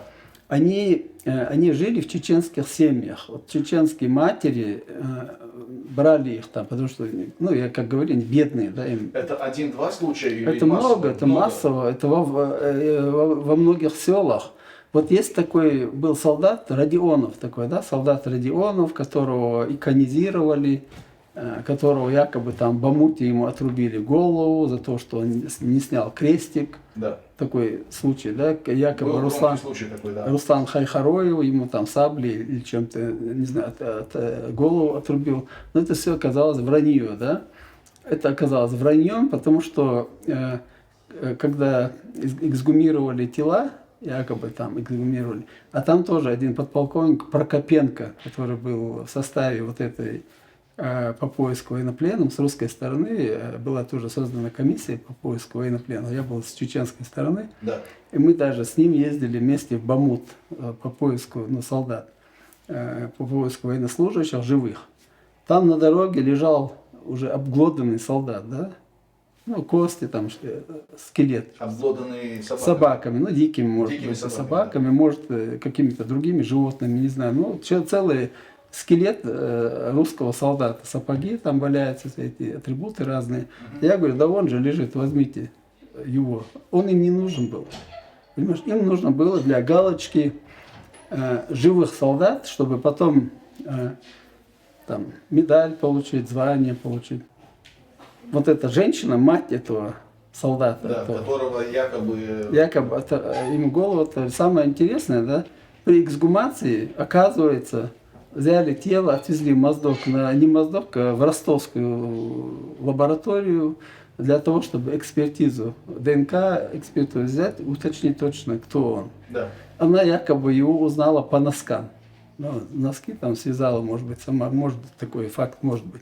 Но тело уже из земли там уже разложилось, там все такое. Привезли в Ростов, в лабораторию. Головы нету. Представь, мама нашла тело, посмотрела на носки, но забыла посмотреть на голову, там чуть дальше, которая находится, да? И крестик, главное, висит на шее, головы нету. Вот такая белиберда. И потом вот эта женщина рассказывает, как она ездила, искала своего сына, в Ведено, там везде ездила. Сама женщина, да, солдатская мать, никто ее не съел, там, никто ее не убил, не прибил. Понимаешь, она гостила в чеченских семьях. И вот эта мама рассказывает, ну, что чеченцы плохие, да, что ее сыну отрубили голову, живет у других чеченцев. А ее сын вообще был в Ингушетии на тот период пограничником. Он не мог никаким образом попасть на нашу территорию, да, и там в Бамуте оказаться. Абсолютно это невозможно.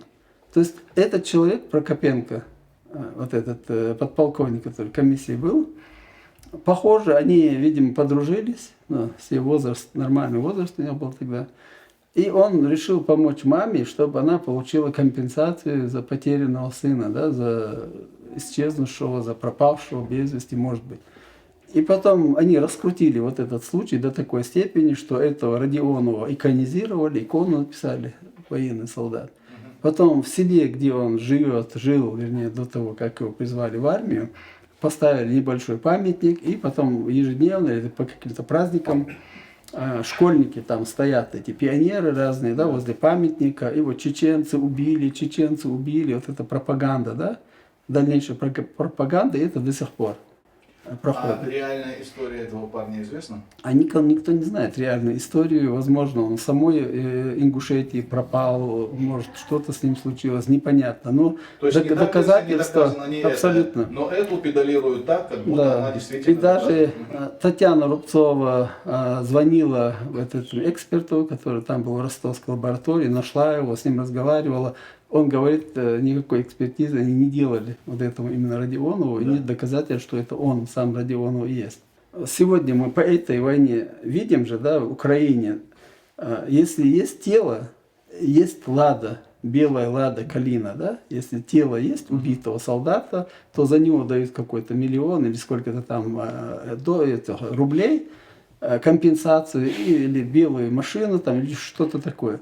То есть нету тела, нету дела, да, по-русски говорить, если человек считается без вести пропавшим. А раз человек без вести пропавший, мама не получает абсолютно за То потери есть кормильца. у населения самая циничная монетизация собственных трупов. Абсолютно. Вот это было и в Первую войну было, и во Вторую войну было. И То есть у нас уже это было? это было, это Да. все у нас. Все, что было у нас, сегодня я вообще ничему не удивляюсь, что происходит в Украине. Даже бомбардировка роддома, да, вот это. У нас было это. У нас было в 99 году ракетой .У. Да. Прямо попали в центральный родильный дом города Грозного. Вторая ракета попала прямо по центральному рынку среди белого дня. Огромная масса людей там погибла. Третья ракета попала в одну мечеть. 45, по-моему, человек там молились, погибли тоже. То есть у нас это было, да, ничего нового нету. Давай вернемся к этим солдатским матерям, которые, как ты говоришь, жили и в том числе и в чеченских семьях, и им давали кров, делили с ними хлеб и помогали искать их сыновей. Вот по твоим воспоминаниям, достаточно много матерей увезли? Хотя бы 20 случаев того, как мать увезла своего ребенка с войны было? Вот случаев 20 было? Ну, Я сейчас не беру в пример автобусы. Автобусы мы сейчас... Я помню 2 автобуса с солдатскими матерями, которые приехали. Я, правда, не знаю цифр, сколько из них, из этих матерей нашли своих сыновей живыми и увезли домой, но этих матерей точно приняли, и они были неприкосновенны. Поэтому этот случай мы сейчас отдельно обговорим. А вот те, которые приехали, жили в семьях, хотя бы 20 есть случаев, которые увезли домой сыновей? я уверен, что даже больше, Даже потому больше? что, да, потому что эти выдачи вот этих военнопленных, мы же сердобольные, проходили вообще без комиссии по обмену военнопленными. Они не были обменены, они были просто отданы от сердца. под солдатом или группой какой-то, которая пленила этого солдата, да? Да. Они просто звонили маме, мама, и приезжай, забирай своего сына. Я почему образом. почему акцентирую на этом? Я не знаю ни одного случая, когда так отдали чеченца. Нету такого. Ни одного случая я не знаю, чтобы так просто из гуманных, из человеческих соображений отдали чеченца. Ну, Ни я разу. же тебе рассказывал. А если они возвращались, продавали. они как живые трупы возвращались, избитые, изуродованные. Ну, вот у меня есть такое, опять-таки, воспоминание, да, где уже 96-й год, где-то уже май, там, что-то такое, июнь, может быть, 96-го года, ну, до августа, да, был задержан старший брат Джохара Дудаева. По-моему, раньше даже. В общем, был задержан твой брат, я сейчас точно не могу тебе дату сказать, да, родной брат Джохара Дудаева. И его мы, в общем, обменивали там на 11 человек, которые в Веденском районе были пленены нашими, какой-то там блокпост был, бойцы налетели, захватили их всех там с этого блокпоста. И на этих людей поменяли, там старший брат Джохара Дудаева было, и там человек 11 мирного населения, мужского населения, которые там моздоки где-то понасобирали на улицах. И привезли этих людей, да, 2 из которых через пару дней скончались на носилках. Привезли, положили, типа обмена, которых мы отдали, да, одели их в спортивную форму, чистенькие, здоровые, жирные, уехали к себе домой. Вот такое вот отношение. А его в каком состоянии привезли? Но он был исхудавший, был такой, весь такой задерганный. Пыткам не подвергался. Ну, морально его, конечно, Ну, пытали, да, понятно, там да. физически, Допрашивали, наверное, да, но так физически не было. Ну, нет, наверное, потому что все-таки там брат президента, Другой там уровень, как да. бы не был уровень совсем другой, да. И вот и много таких, и главное, что русские, да, не обменивали именно с помощью этой комиссии, хотя у нас действовала с 95-го года, вот, когда первый раз были переговоры, была создана комиссия по обмену военнопленными. С нашей стороны, да, мы предлагали обменивать военнопленных всех на всех. Всех, кого мы имеем, мы отдаем. И всех, кого они захватили с 94 года, с начала войны, Да. мы не требуем тех, которые в советское время там сидят в тюрьмах. Об этом речь не шла. Именно с начала боевого действия, гражданское население, там, кто бы ни был, они должны были быть освобождены. То есть эта формула всех на всех, она так и не сработала, потому что они всячески делали все, чтобы ни одного человека не отдать. Когда мы в 95 году были на переговорах в городе Грозном, С кем переговоры? ну, с русскими переговоры, вот был во главе российской стороны генерал Романов, Антонов, вот этот Романов Антонов, которого потом подорвали. Это на которого был на минутку, Покушение, там, да, в да, вот, тоннеле был. да, да. Вот он был, да, и Масхадов неоднократно, там я при мне это лично было, я это помню 2 раза было, когда он брал папку, бил Масхадов, кидал на стол и говорил: вы когда прекратите работорговлю, вы вот по обмену, мимо комиссии выкупаете наших солдат, своих солдат. Хорошо, для чего федеральная эта сторона, вот это федеральные войска, или как, я не знаю, как их правильно называть? Оккупанты, как мы их можем Оккупанты, назвать. пусть Для будут. нас они никакие не Вот федеральные. эти оккупанты, для чего, с какой целью они обходили официальный обмен с официально существующей с чеченской стороны комиссией по обмену военнопленными и пытались вот этими закулисными историями, подковерными всеми делами вытаскивать своих военнопленных. Для чего это? Чтобы очернить. Здесь дело в том, что, вот смотри, дело в том, что... Я бы хотел, чтобы к нам присоединился еще один Да, собеседник. пожалуйста. Рахман, присоединись к нам, пожалуйста. Если тебе не сложно, хотя бы минут 20 на тебя помочь. Да, давай я тебя представлю.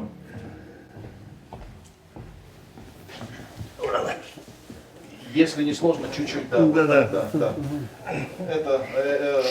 Это Рахман, наш коллега, наш друг, наш соратник, наш старший, который, да, нас учит, поучает и иногда ругает, ибо есть за что. Расскажи, пожалуйста, расскажите, вот для чего это? Вот для чего оккупанты, обходя официальную организацию по обмене военнопленными с обеих сторон на абсолютно законном уровне, как это нормально бывает, делали это в обход за какими-то закулисными историями? Что это вообще такое? Что денег много, что ли? Или что? Нет, смотри, вот я просто докончу, а потом ты свое Хорошо. мнение по этому вопросу скажешь. Хорошо. Здесь дело в том, что чеченцы, да, не считались военнопленными. Вот вся проблема в том, что чеченцев они не считали за военнопленных. У нас были солдаты Да. русской армии, там вот этой российской армии, они были у нас в плену. Мы для них как бы незаконные вооруженные формирования. То есть мы бандиты, да? Неравные. Они когда при обмене, даже они не говорили, что это военнопленного на военнопленного. Обмен происходил военнопленного на Бандита. представителя, да, незаконного, на боевика. Да. на И получалось, сепаратиста что и так хороший далее, да. русский солдат, который вообще этот паинька, да, его поменяли на какого-то чеченского бандита. Вот поэтому они делали все, чтобы забрать своих солдат, вывести оттуда всех, да, и потом нас оставить, и этих людей, которые сидят в тюрьме, как наказание оставить в этих тюрьмах. И которые до сих пор, да, многие с 94-го, 96-го года по сей день 25-30 лет сроки тянут. Вот на днях я видел одного, там сколько-то, огромное количество лет отсидел, вышел, ну, во время войны, который был захвачен. То есть многие там умирали в тюрьмах, их не выпускали и не освобождали. Если обмен был бы официальный с обеих сторон, то тогда Россия признала бы чеченскую сторону как равноценную, равную, противоположную сторону, и это было бы признанием того, что они воюют не с бандитами, а действительно с государством. И для того, чтобы этого не признавать, они по отношению к нашим военнопленным вели себя так, как будто это были вот бандиты, сепаратисты, террористы, как угодно, не как военные. То есть не хотели делать равноценные именно военные обмены в военное время. Я правильно понимаю? Абсолютно верно, абсолютно верно. Рахман, тебе есть что добавить? Ну, по большому счету, вы уже расшифровали вот этот момент. Дело в том, что там добавить?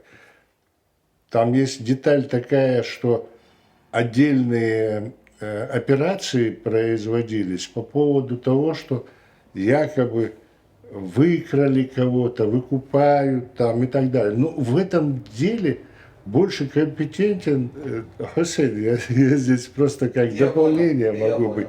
Просто я вас провоцирую вот об этом, если есть возможность. Потому что это очень такая яркая сторона вот этой вот заложников, захваченных, там это, и якобы тут как торговля людьми, а фактически и то, и другое. Дело в том, что там же на территории России исчезают люди, они каким-то образом появляются здесь, За 1000 километров. за 1000 километров, и потом их выкупают якобы. То есть человек исчезал на территории России, окольными путями тайно привозился в Чеченскую республику.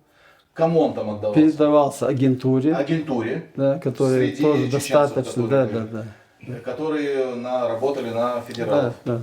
И потом это все уже шумно выкупалось и получалось, Якобы что мы занимались работорговлей.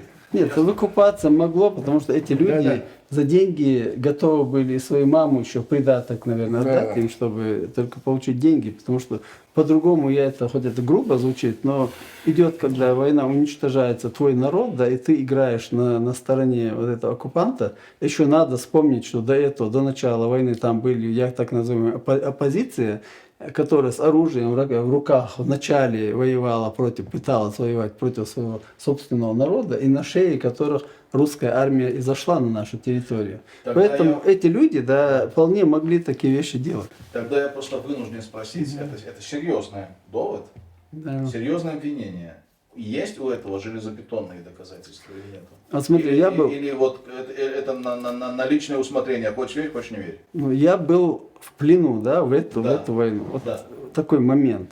Когда меня завели на допрос в Ханкале, вот это 2000 год, май примерно 2000 года, меня завели на допрос. Вот сидят там Нальчикское РУБОП, управление по борьбе с организованной преступностью, в общем, такой.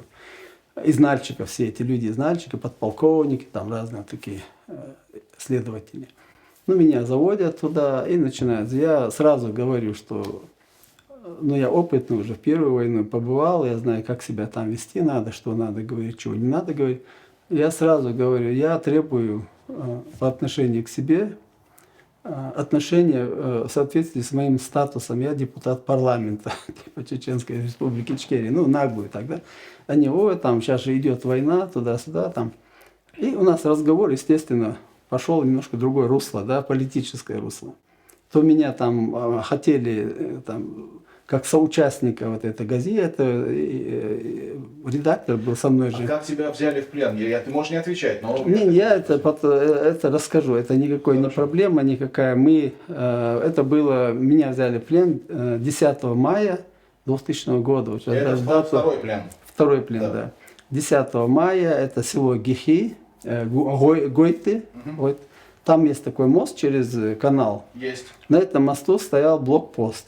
Мы каждый день с этим Вахой Дудулаговым, его нет уже, умер, Ваха, да, он был начальником департамента печати, да, он изготавливал эти газеты Ичкерия, там привозил, мы с ним возили вот эти газеты, прям не сами газеты вначале, а бумагу для изготовления газет.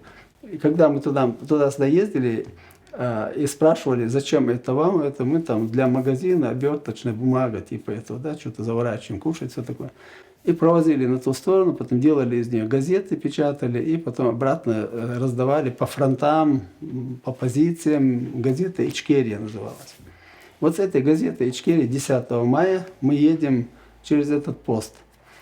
А Ваха наивный такой, знаешь, мало это, нас там никогда не останавливали, привет, там, пошутим и проезжаем. А в этот день, 9 мая, наши взяли, кто-то, пацаны, видимо, гранатометом в эту комендатуру выстрелили, а у них же 9 мая, День Победы, набухались, все такое, выпивали, а тут взяли, праздник им испортили. И они утром уже на похмелье выходят, что-то надо им деньги сорвать с кого-то, да, и останавливают нашу машину. А там у нас сзади в багажнике 3-4 аккумулятора с солдатских машин, купленные у солдат с номерами. Солдат, там какие-то номера на них написаны, ну, большие аккумуляторы, не новые, бэушные. Аккумуляторы, они нам нужны были для того, чтобы нашим подразделениям передать их для ретрансляторов, для вот, зарядки аккумуляторов, там, ретрансляторов для связи. Эти аккумуляторы лежат, потом рядом вот между водителем и пассажиром лежит такая из серой такой твердой бумаги сделанный конверт. В этом конверте лежат газеты «Ичкерия». Но я даже и не знал, что они там есть, честно сказать. Остановили на этом блокпосту, там придрались к аккумуляторам и нашли эту газету, и потом позвали телевидение, там на вертолет посадили, туда повезли, сюда, и на Ханкалу привезли, мы там просидели с ним на Ханкале. Ну, такая история. Вот вначале Ваху допросили, потом меня вот завели и говорят: о, вот ты попался, это, на тебя свалил это все, типа, что это ты газету сделал, ну там, это твоя работа, твоя газета, что это ты виноват, там, ну что-то такое, на меня навесить, ну, на понт такой взять. Я говорю: ну что сделаешь, говорю, я в ваших руках, сейчас вы на меня вообще все что угодно можете вешать, я что тут в Ханкале нахожусь. И потом я уже вот это про парламент сказал, и когда мы начали говорить, они перешли на политику. И говорят: вот у вас правительство, у вас бандитизм, у вас людей воровали, похищали, ну вот это все это легенды, которые были в основном насочиненные, а по большому из-за этих солдат, которых сами же они выкупали у нас и потом объявляли, что чеченцы продают солдат. Сами покупали, сами искали, как рассказывал, эти люди приезжали специально. И потом я говорю: вот вы можете мне объяснить, да? Вот я перед вами, да, стою. Объясните мне, кто-нибудь из вас, вроде бы офицеры, там такие вот крутые ребята, как можно из Петербурга, например, украсть человека, да, и привезти его в Чеченскую Республику? 100 там или 1000 постов, столько километров. На каждом посту открывают багажник, там машины проверяют. На самолете провести невозможно, вообще никакого варианта нет. В чемодан, что ли, человека положить. Это ваша агентура довозила сюда и передавала своей агентуре, ну ваши ФСБшники, да, передавали своей агентуре, и потом уже объявляли о том, что эти люди как выкупали их там. И, ну, вот бедная республика вся лежит в руинах, да, ни рабочих мест, ни жилья, ни крыши над головой. Военные все с автоматами ходят, ничего не могут заработать, семью надо кормить. А тут раз тебе дают такую наколку, да, вот можно журналиста взять и получить $1 миллион. И потом начались уже вот эти вторые Такие цифры были? $1 миллион. Вторые были Масюк. Команда НТВ была вот эта Масюк вторая, за нее дали $3 миллиона. 3 миллиона, представь. Какая сумма? До того времени это бешеные деньги. Это бешеные деньги, да. И дали это умышленно для того, чтобы развить это работорговлю, да, развить. Потом начали искать журналистов, другие уже какие-то группы, там, хулиганы, ну, какие-то, кто-то. Потому что ты понимаешь, что в этом есть не наша вина. Естественно. Я не личная, а вот именно представители нашего народа, что повелись на деньги абсолютно. И купились, и то есть это такая... Так это же это же умышленно, мы же не первые в таком положении. Такое положение бывает после войны в любой стране, да, так, в Афганистане, в Сирии, Сомали, неважно где.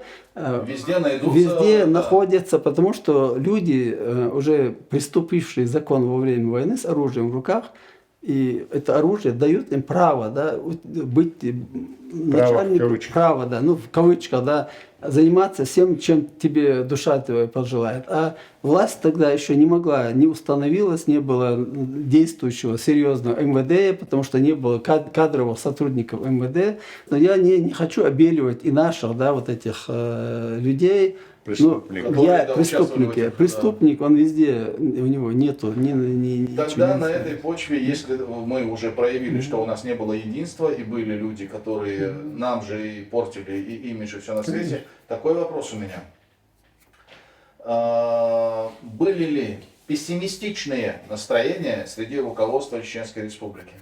Ну, я такого не встречал, потому что, во-первых, для того, чтобы пессимистические настроения появились, у нас и не было времени.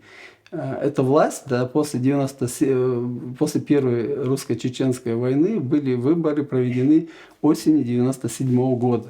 То есть Был свобода избран- или смерть, это было прям... Вот, Это военный период, свобода да. или смерть. Я про военный период. Да, да. Были такие, Не, которые...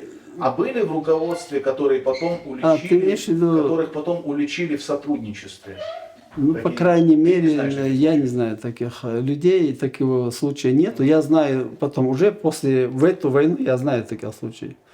Такие случаи, После которые второй. перешли, ну, уже во время Второй войны, не после, а именно Да, во да, время да, Второй войны, там уже, например, даже начальник охраны Арсенукаев, Абу перешел на сторону.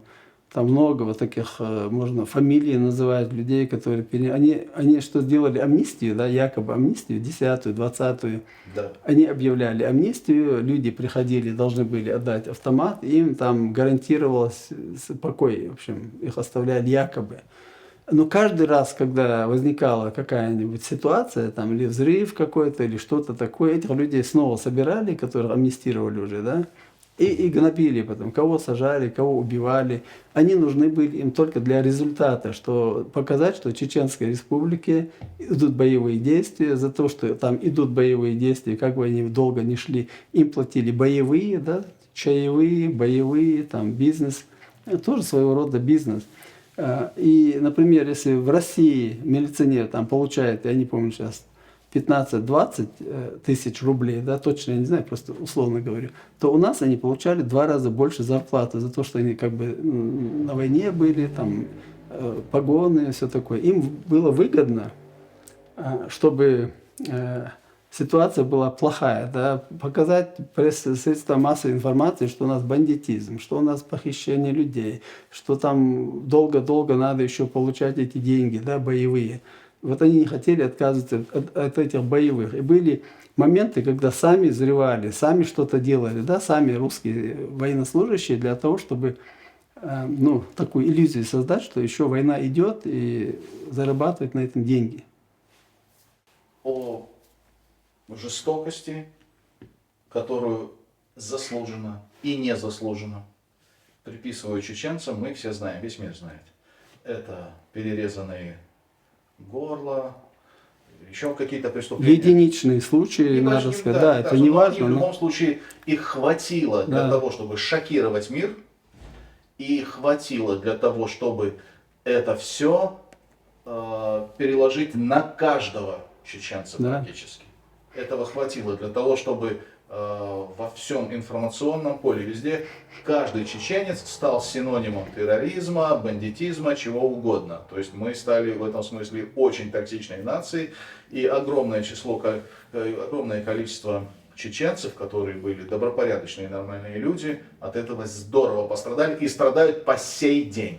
Более того, я сам, как человек, который отдал большую свою часть жизни гуманитарным дисциплинам, а именно это музыка, это поэзия, сейчас вот кино, я точно знаю, как на мне все это было отработано. Я очень часто и постоянно на самых высоких уровнях сталкивался с этими стереотипами и в свой адрес тоже. Казалось бы, занимаясь абсолютно травоядными вещами, да, такими творчеством, искусством, даже в этом смысле. С этим мы все понимаем, мы все знаем, как и что. И заслуженные вещи тоже были, да, то есть понятно, эти единичные случаи в любом случае были сделаны руками наших соплеменников. Да. Со стороны солдат или офицеров, кого угодно, российских войск, такие зверства были? подобные какие-то вот членовредительства, У нас, расстрелы, смотри, изнасилования, убийства, все что угодно. Это было? было, да. В городе Было.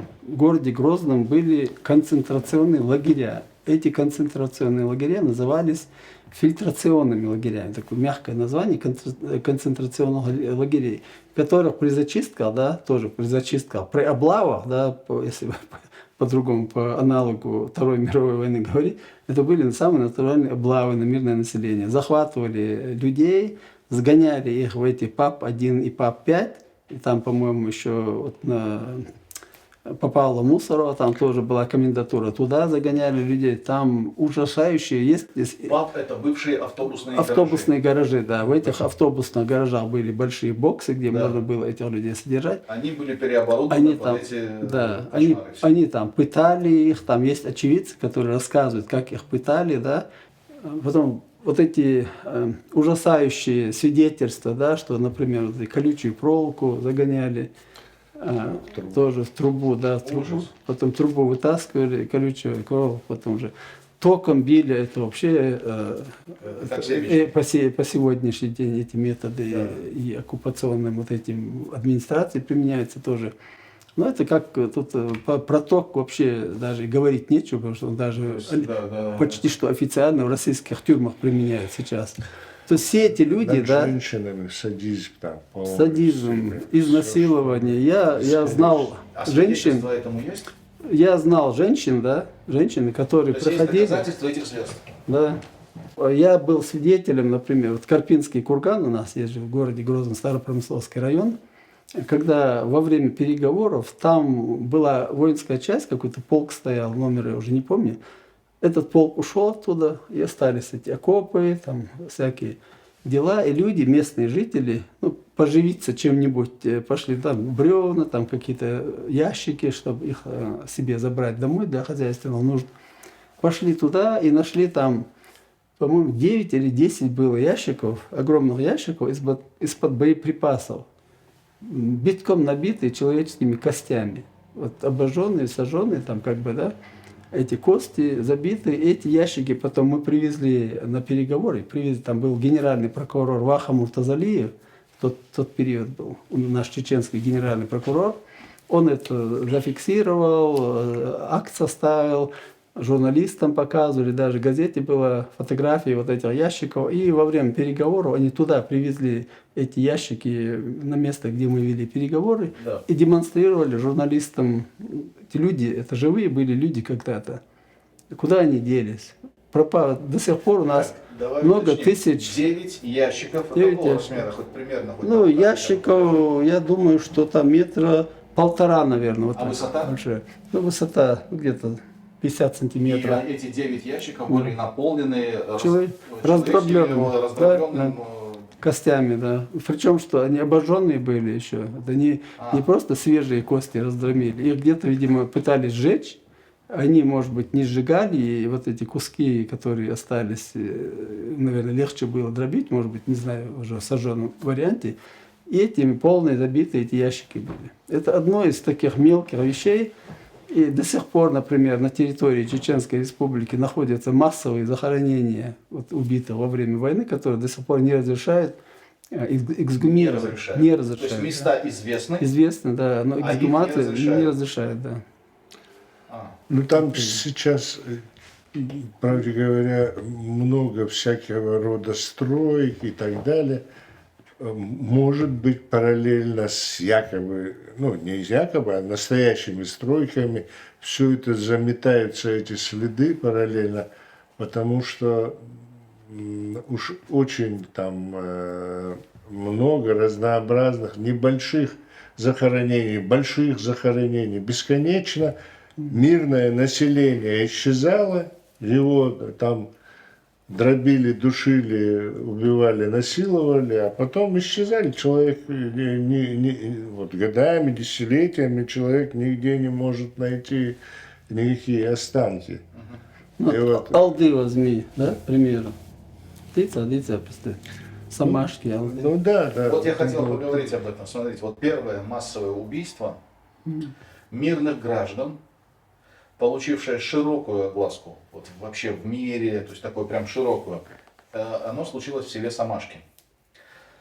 Возможно, были еще, но Самашки стали первым громким вот таким событием, которое освещалось, и оно настолько было серьезным и громким, что даже через все эти информационные блокады, которые Россия как могла устраивала за счет усложнения работы журналистов там, и других там каких людей, которые хотели вывести информацию эту, даже несмотря на все эти барьеры, она все равно просочилась в мир и была освещена худо-бедно. То есть понятное дело, что тогда не было таких технологий, как сейчас. Сейчас у каждого человека в кармане есть камера, он может что-то засвидетельствовать.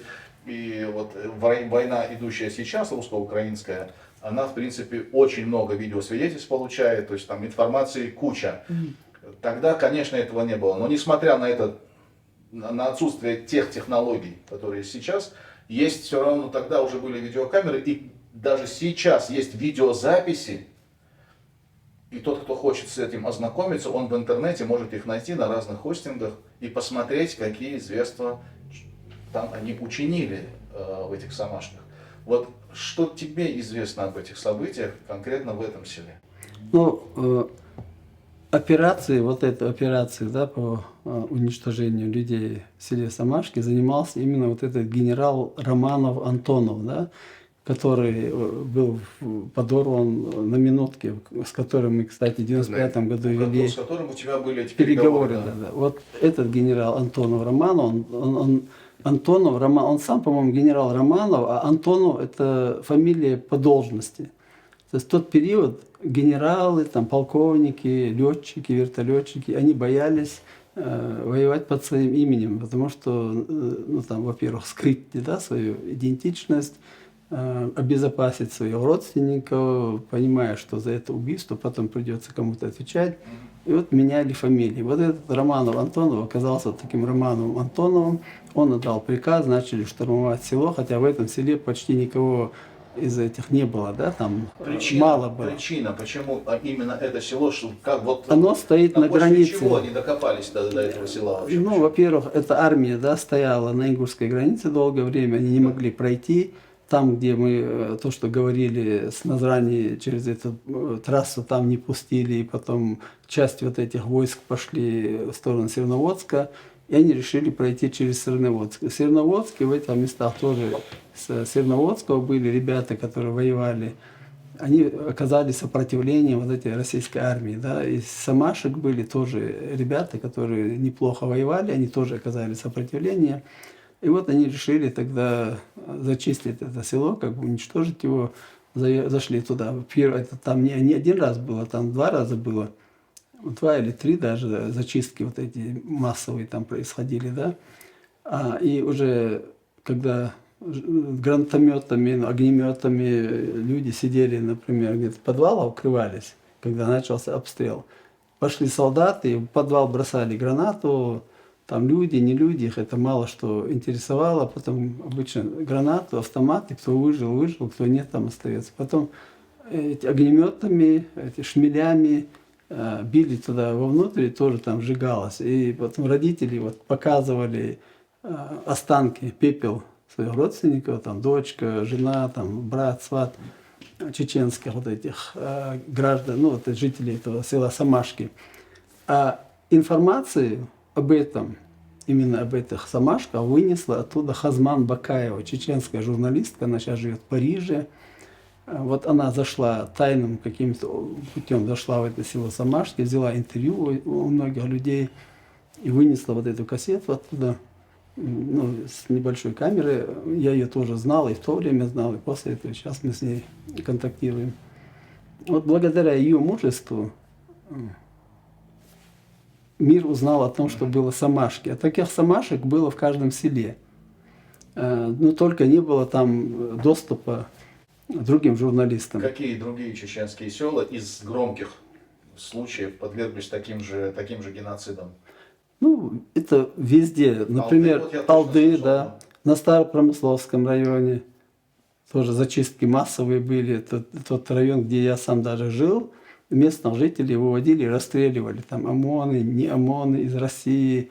отовсюду вот эти уже не срочные солдаты, да, а уже более подготовленные контрактники, когда шли, контрактники уже вели себя по беспределу просто. Они убивали, грабили, там снимали с этих мочек, ушей дергали, сережки, есть такие зафиксированные такие факты, да, золотые эти всякие украшения снимали, требовали деньги за то, чтобы не расстреляли там мужа или сына или кого-то. Потом это вот грабили, все. Потом на старых промыслах была почта. Просто я там сам это видел, я там жил в то время, иногда там появлялся в этом районе в гражданской одежде. И на этой почте была очередь, чтобы отправить домой посылку, да, там, в России. Там телефон был, Маша, Наташа, все такое, женам вот эти подарок посылали. Я тут награбил, лови. Да, это Лови, тоже лови голубя, да. вот в Украине тоже. Смотри, я просто в Самашках, то видео, которое я видел из Самашек, там достаточно много видео, прям реальных свидетельств убитых детей. Поэтому их сложно заподозрить, этих детей там, 7-8 лет, в том, что они с оружием воевали против русских. Это просто дети. Они убиты. И их там много. Вместе со своими родителями. То есть это явный стопроцентный факт геноцида, жестокого обращения, именно ненависти, нацизма, фашизма, чего угодно. И кто-нибудь, хоть кто-то понес за это ответственность не кармическую какую-то, как, допустим, этот Романов, который был подорван, а именно юридически был осужден, получил срок или какой-то статус вообще вот этого геноцида. Мы справедливость увидели или нет? Потому что вот Бучу, допустим, осветили хорошо, а про нас забыли бы. Причем очень неуместно сказать, Бучу осветили хорошо. Это вообще было бы хорошо, чтобы этого не случилось. Да, я к тому, что это случилось, и это прогремело на весь мир. А про нас в очередной раз несправедливо забыли.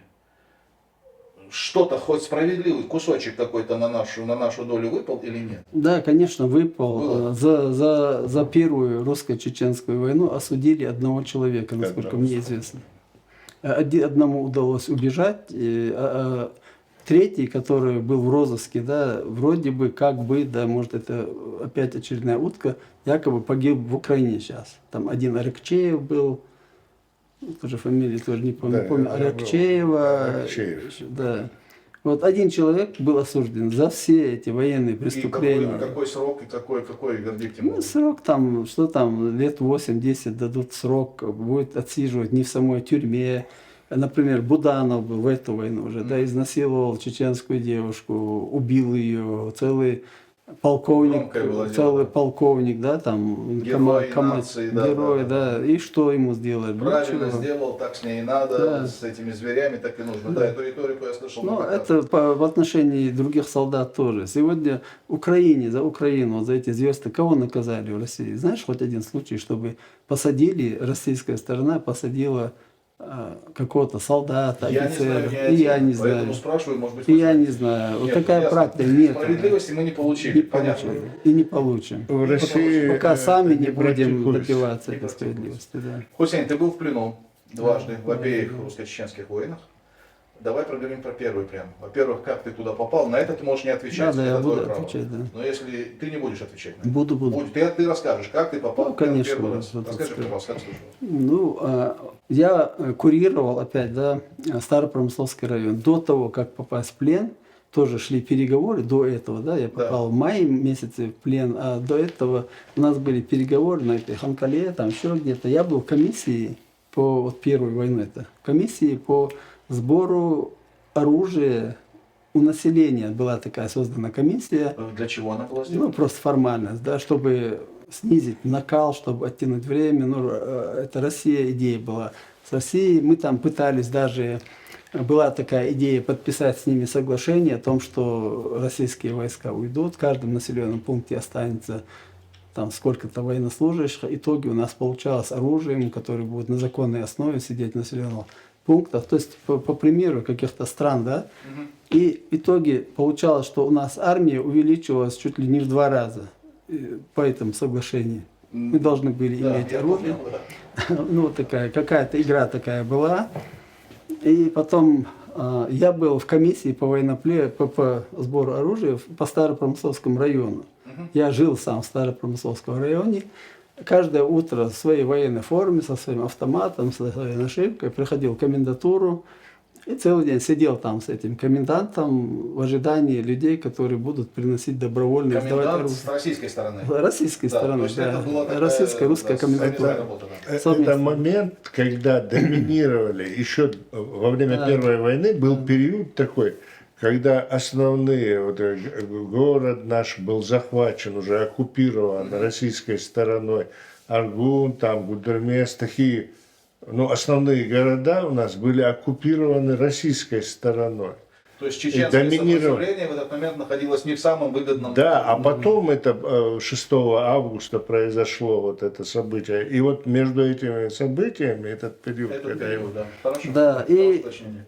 до этой комиссии, где вот этот Романов, Антонов на переговорах, там был, то есть меня не знали, в принципе, в лицо, потому что на блокпосту Старопромысловского района, где вот этот электроприбор, там стоял блокпост, такой усиленный блокпост, там стоял один знакомый милиционер, который меня знал.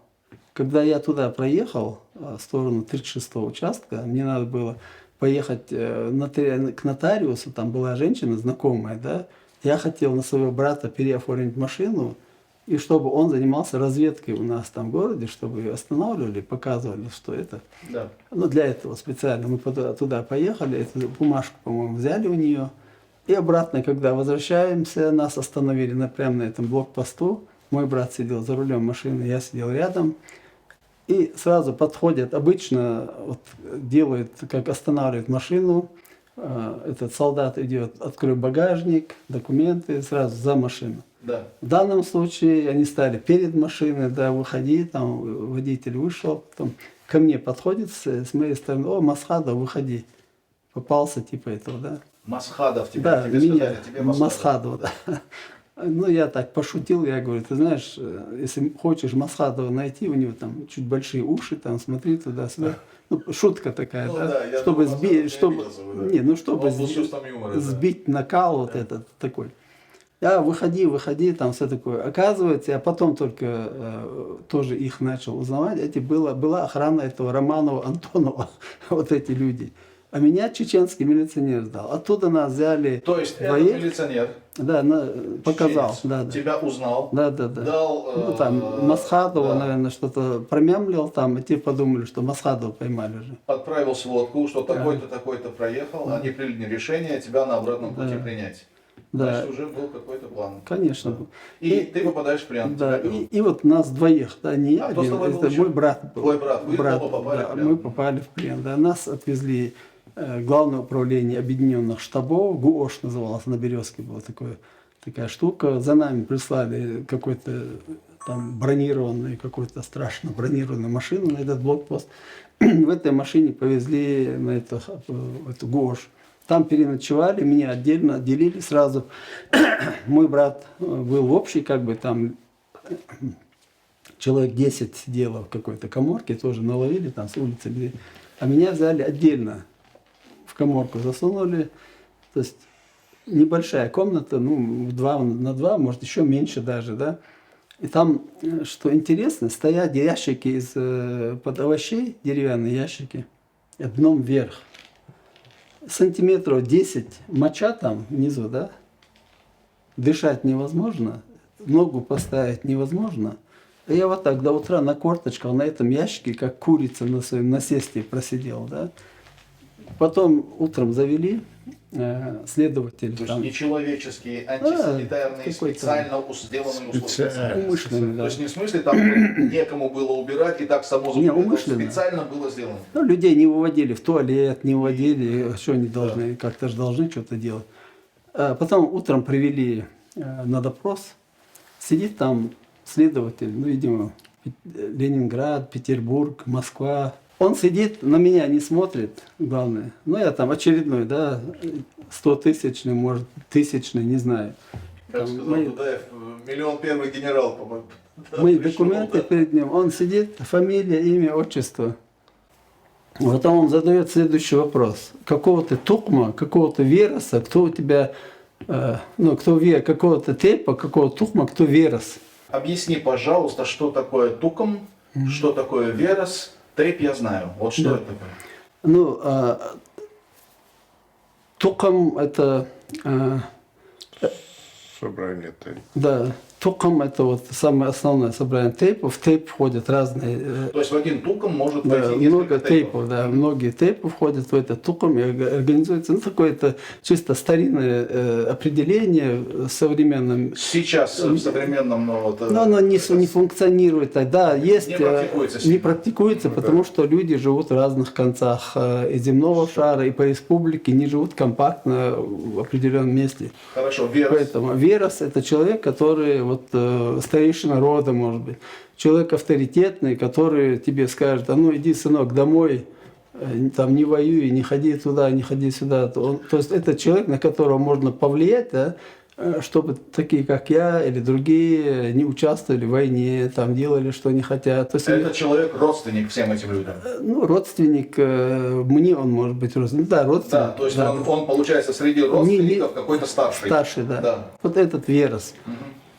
И он решает вот твои фамилии, там, твое вот это ближайшее окружение, там, родственников, как старейшина в этом нашем понимании. Вот он, верос, кто такой. Я на него смотрю, я, честно говоря, был удивлен, да, потому что не ожидал. Я ожидал там про войну, про все что угодно, кем ты был, что ты делал, такие вопросы. Но вот такого рода вопросы я просто не ожидал. Я сам был ошарашен этим вопросом. Я говорю: слушай, говорю, вот посмотри на меня внимательно. Я говорю: что на индейца, что ли, похож? О каком ты веросе говоришь, о таком тукме ты говоришь? Я говорю: мы чеченский народ, мы уже из состояния родоплеменного общества, давно уже выросли в состоянии народа. Мы объявили независимость, вы на нас напали, мы вот с вами воюем за независимость. О каком ты нас как бы вот в твоих глазах, я вот сижу здесь, да, ты меня, видимо, видишь какого-то индейца, да, какого-то поймали индейца, у него там этому вождю племени сейчас ты скажешь, он меня домой заберет и так далее. У нас это не работает, мы народ. Вот.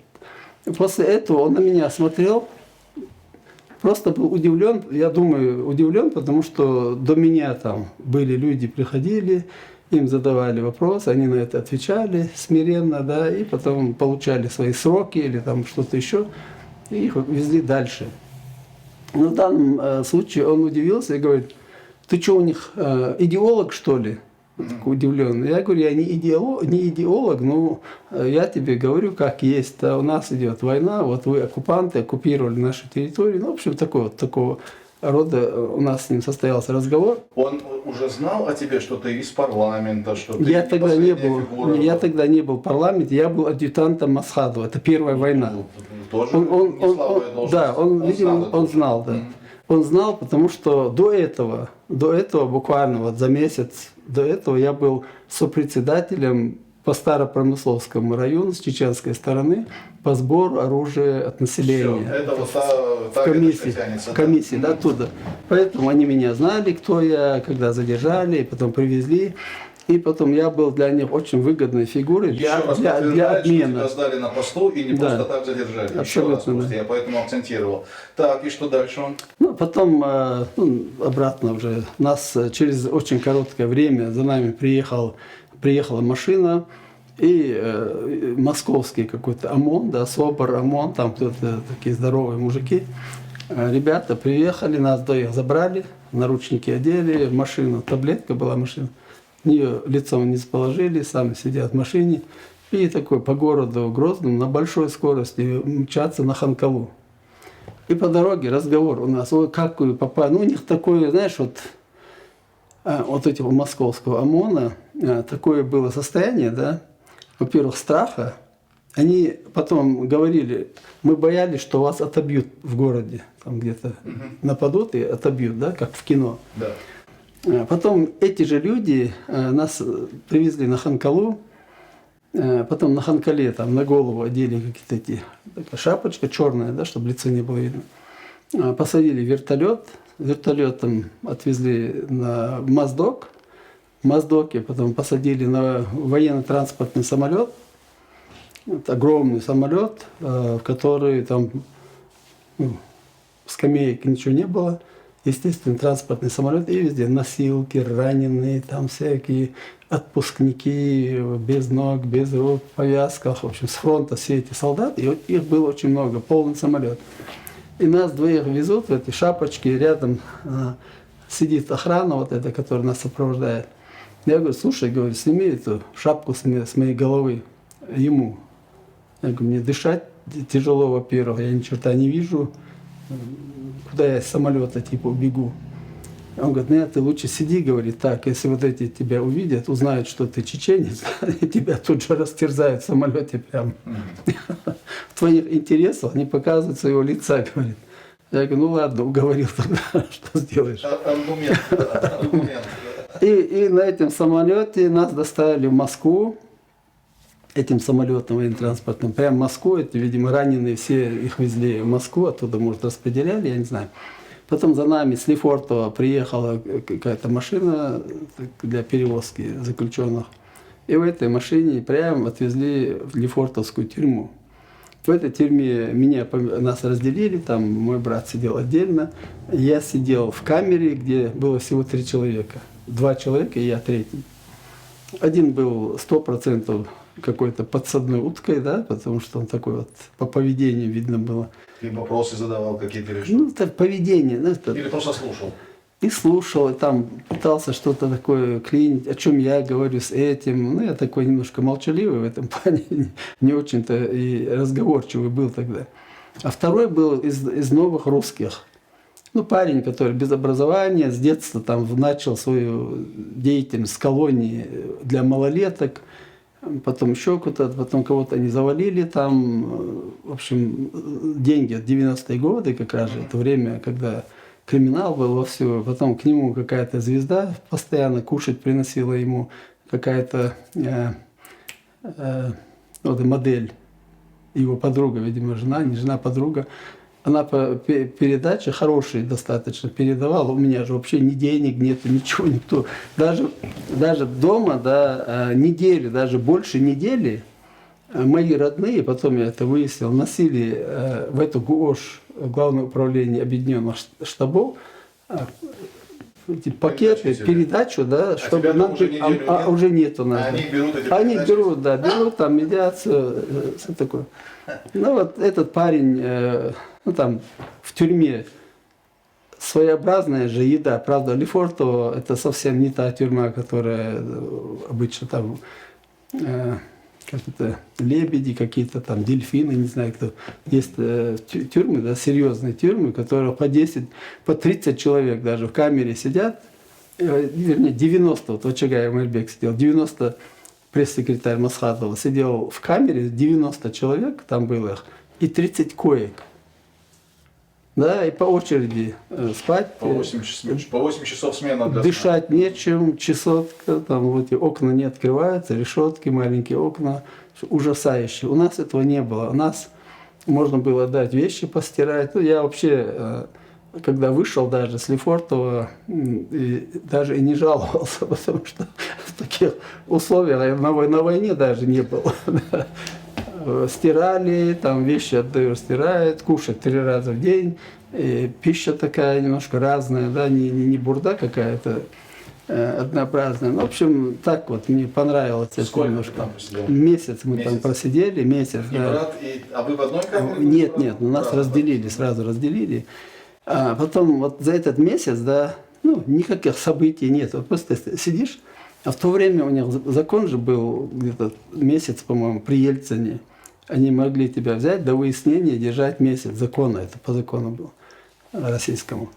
Ну вот месяц посидели, потом, видимо, эти переговоры какие-то там. Они искали 2 офицеров, одного капитана и подполковника, кажется. Присылал этот документ обменный. Этих людей... Они содержались, вот эти 2 пленных, ФСБшники они были тоже, они содержались в Рошничу, где-то там. И моя сестра ездила, сама ездила там через леса, поля, короче, под этими бомбежками. их оттуда вытащила, ну, отдали на обмен для нас. И она чуть ли не на своем горбу тащила этих людей через лес, да, там где-то помогали, где-то нет, чтобы их довести до Грозного. А потом один чеченец, который сотрудничал с русскими, он был как бы посредником в этих делах с этими. И он не ходил ни в лес, ни туда не ходил, а встречал ее где-то уже в безопасном месте в городе.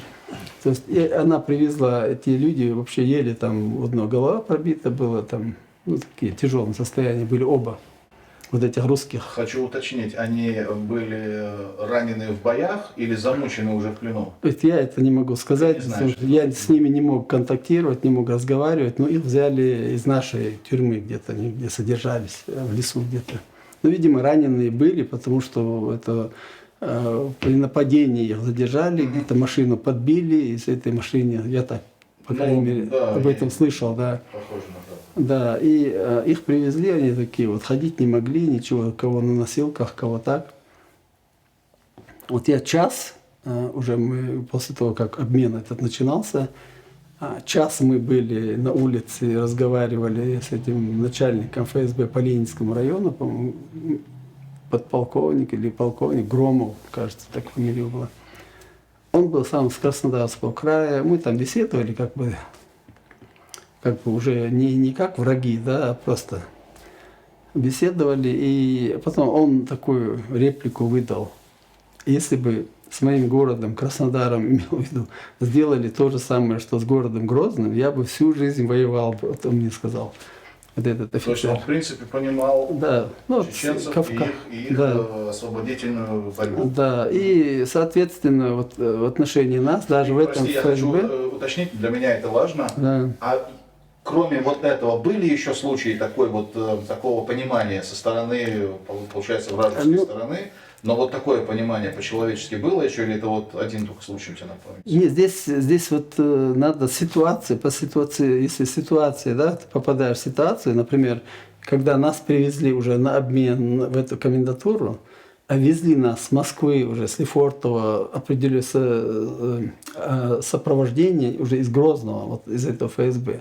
То есть туда везли московские, а оттуда везли уже грозненские, да, наши, не чеченцы, а русские, которые прикомандированы там были. Я их видел все лица, да, я видел, кто они, как их зовут, да, потом мог в любое время на улице найти после освобождения. То есть они тоже не дураки же, они очень деликатно со мной разговаривали. Они знали, кто я, да, чем я занимаюсь, и со мной разговаривали вот нормальным тоном. Потом даже доходило до того, что я знаю, что точно обмен, все такое. И вот на центральном рынке города Грозного, да, ну, довольно частенько бывали случаи, когда убивали русских военнослужащих, которые ходили на базар, на центральный рынок. Ходили пацаны какие-то, да, подскакивали, с пистолета стреляли, убивали и исчезали. То есть Несколько можно назвать такое молодежное городское подполье, да. Партизанство такое. Партизанство, да. Там забирали, есть, да, у них забирали оружие, там быстро раз исчезали, потом после этого через час-два облава, там вот базары цепляли, но через 2 часа кто там ждать будет, что ли, пока их найдут. И потом уже, когда вот эти ФСБшники, мы уже сидим там, ну, в этой комнате, где 3 человека нас там было, мой брат, я, ФСБ, вот уже для обмена, еще один чеченец из Натеречного района. Он погиб в эту войну тоже. И мы сидим там, и этот ФСБшник говорит: ну, ребята, что-то надо вам, может быть, что-нибудь принести вам. Из еды он имел в виду? Ну, наверное, из еды что-нибудь желаете, хотите. Ну, то есть подмазывается, потому что завтра ему тоже надо выжить каким-то образом же там. И я говорю: ну, слушай, его то ли Алексея звали, вот имена уже подзабыл немножко. Я говорю: ты бы не смог на базар сходить что-нибудь купить нам? Вчера убили там вот эти, да. Ну, такие моменты, но это для разрядки просто. Это я и рассказываю, и там для меня это была такая... Он оценил? Или как? Не помнишь? Конечно, оценил, потому что он все время становился лучше и дружелюбнее. Понятно. Ну хорошо, шутка сработала, значит. Да, да, Пусть и ну- черная, но извините, какое время такие шутки, да? Да, ну просто я вот вынес для себя, да, вот вот эти общения с русскими, что вот если ты покажешь, что ты испугался, покажешь, что ты как бы духом упал или ниже них, да, то сразу на тебя садятся, да, и начинают тебя гнобить. Как ты будешь, если разговаривать на равных и чуть-чуть выше, да, то к тебе уважение. Но это чисто, Хусейн, как у всех. ну, может быть, а может быть, нет, Всех, да. это я имею в виду о военных, говорю, не о русских, гражданских, там это совсем другая история.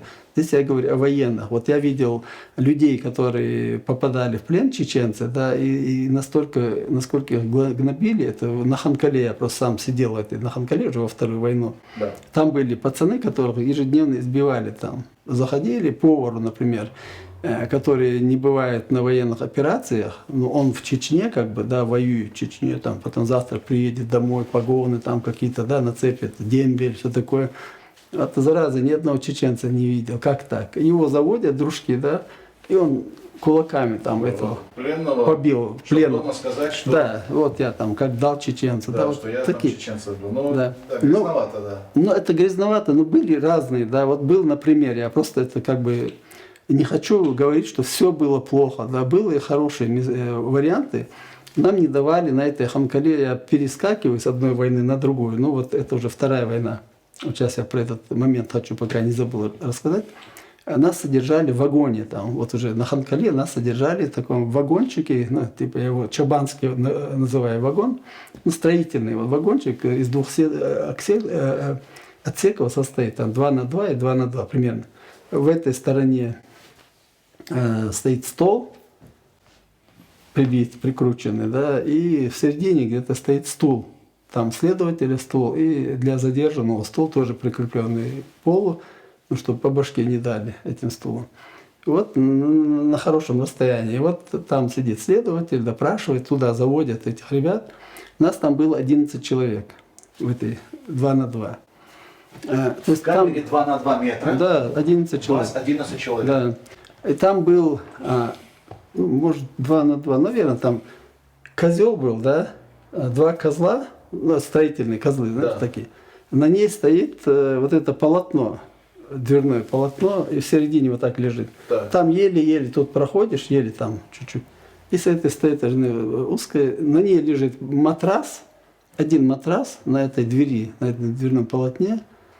И вот он Боюсь такого, спросить, в каком состоянии вот матрас. такого цвета примерно, коричневый, грязный, ну это естественно. Да? Я поэтому И мы должны были стал вот уточнять, каким-то образом там спать, да, это же май, ночью холодно, а днем жара, вот, это железный этот вагончик натапливается, кушать ничего не дают, воду дают, пепси-кола, там в этих бутылках двухлитровых дают воду.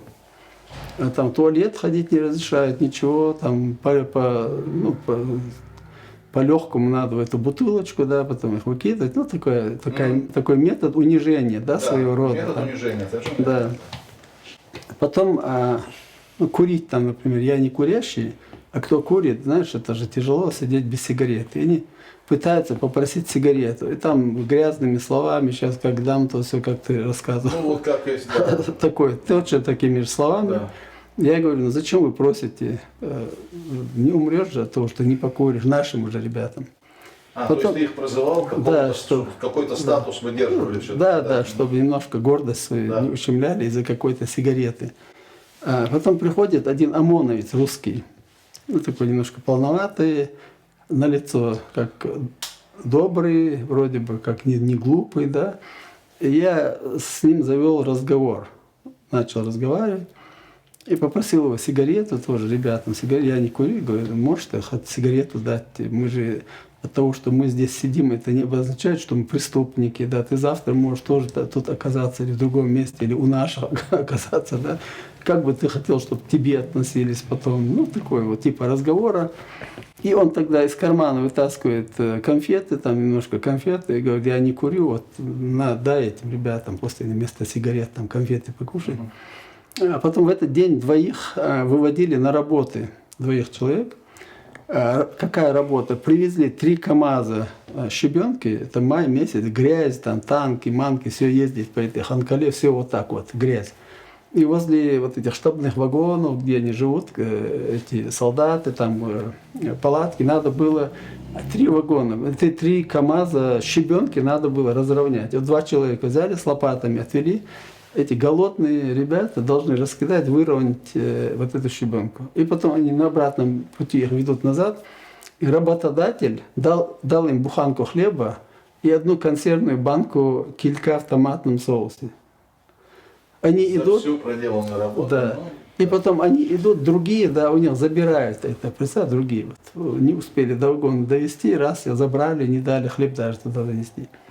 Ну хорошо, я этому говорю, рассказываю, смотри, говорю, вот сейчас 2 вывели, 3 этих КАМАЗа голодные, не евшие, ни черта, уже 3-4 дня вообще ничего не ели, столько работали, ребятам даже буханку хлеба не дали, как это может такое быть, туда-сюда. Он так сочувственно, ну, такой полный, упитанный парень. Он говорит, ну ладно, я сейчас что-нибудь придумаю, вот в следующий раз буду заступать, что-нибудь придумаю. Потом приходит уже через пару часов, там пошел, отдохнул, пришел, в кармане спрятал, принес 1 консервную банку вот этой томаты, ну, это кильки. Да. Открыл ее и нам отдает. И представь, там 9 человек, да, мы с этой Вахой Дудулаговой не стали есть, как самые старшие, да, ну, молодежь дольше нас там сидит.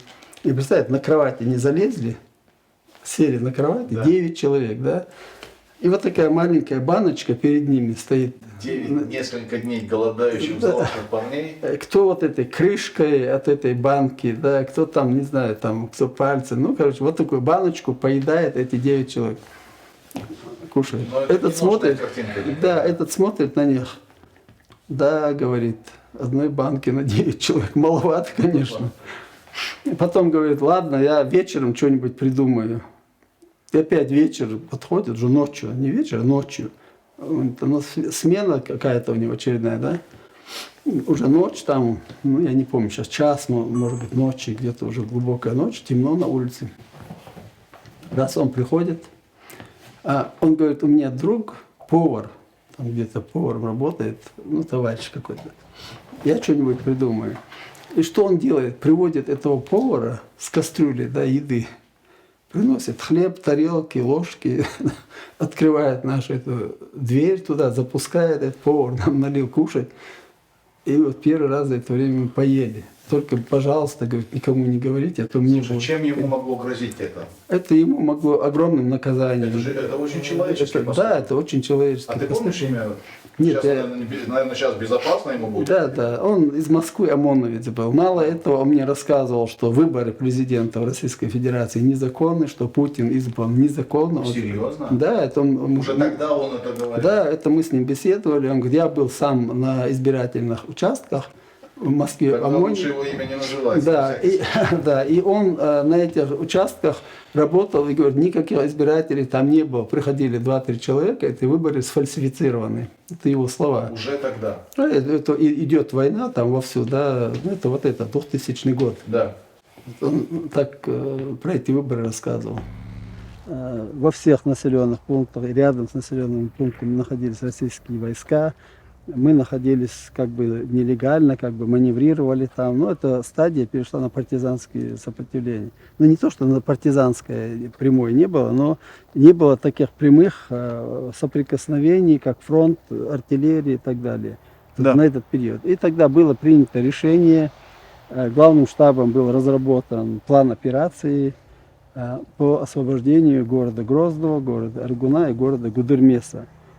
Кем был разработан план? Главным штабом и генералом Масхадовым. А кто еще принимал Начальник участие? главного штаба, генерал Масхадов. И Да, и там командиры. все командиры, да, командиры, было совещание, на этом совещании обговаривались эти вопросы, обозначили пункты в самом городе Грозном, но была до этого информация, естественно, получена развединформация, где войска какие находятся, и маршруты продвижения и позиции, которые должны были те или иные командиры занять позиции и там закрепиться. Да.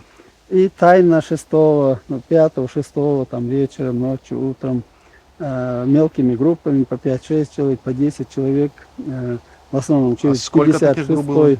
Примерно, может сказать? Всего общей сложности на период вот захода было 750 бойцов. Мгм. Потом уже в городе Грозном уже присоединились те, которые были дома, которые как бы партизанили там. В таком спящем режиме или да, в полуспящем режиме. Ну, да, когда люди почувствовали, что вот Есть что-то шанс, есть да. шанс, и они взяли свое оружие какое-то закопанное или спрятанное и вышли, помогали бойцам, которые зашли в город Грозный. Мгм. В общем, это боевые действия там. Жестокие потери. Очень жестоко. очень Ну, с нашей стороны, при освобождении города Грозного, в общей сложности с чеченской стороны, среди бойцов 100 человек погибло. да. Ровно 100 или плюс-минус? Ну, 100 там, 100, примерно 100, да. А с российской стороны, естественно, было намного было больше потерь, потому что их косили просто во всех возможных и невозможных местах. Там были попытка танковых прорывов со стороны Ханкалы, пытались через Да, поселки кто Мичурина. прорывался? Именно Россия. российские? Ну, это Ханкала, это штаб объединенной группировки, вся эта группировка войск, Да. которая находилась на территории Чеченской Республики, и ее штабы, и все эти основные подразделения находились на Ханкале. Но Ханкала это пригород Грозного, Да. для тех, кто не знает. Вот из этой Ханкалы потом выходили танковые колонны, пытались прорваться в центр города, потом обходили через аэропорт Грозного, тоже через 36-й участок, пытались оттуда прорваться, но оборона была очень четко налажена, и наши бойцы проявили там чудеса просто. Чудеса храбрости, да. Да, и остановили наступающих. Мало этого, в самом городе Грозном все комендатуры и пункты, где располагались российские войска, там ФСБ, ОМОНы, СОБРы и так далее, ну, всякие комендатуры, военные, внутренние войска, они были окружены нами, да, ну, условно говоря, окружены 5-6 человеками, которые где-то скрывались на позициях, оттуда иногда постреливали. Ну, после серьезных боев там были раненые у русских. Да. Они не могли никак оказать им медицинскую помощь, не было продовольствия, самое главное, не было воды у них, потому что вода была привозная, и мы им не давали никакой возможности ее довести. Потом первые дни были подняты вертолеты. Вот, насколько я помню, 7, кажется, вертолетов было сбито с пулеметов. И потом они прекратили полностью летать. Потом самолеты там баражировали, но самолеты не знали, в кого стрелять. И в 3 человека они, конечно, попасть не могли. Ну и в 3 человека, конечно. Да, и поэтому была опасность, что они будут бить по своим позициям, поэтому и самолеты перестали летать. Потом вот эта паника началась там среди русских, уже некоторые подразделения начали вывешивать белые флаги. Да. Вплоть до того, что кальсоны, да, когда нечего было, белые кальсоны, это видели бойцы, все по периметру вывешивали для того, чтобы Дать понять, что больше мы не воюем. Да. Потому что не было патронов, не хватало достаточное количество патронов, там медикаменты, еды, там, ну все это. То есть это не однодневный бой? Он длился больше недели. Больше недели. Около 2 недель.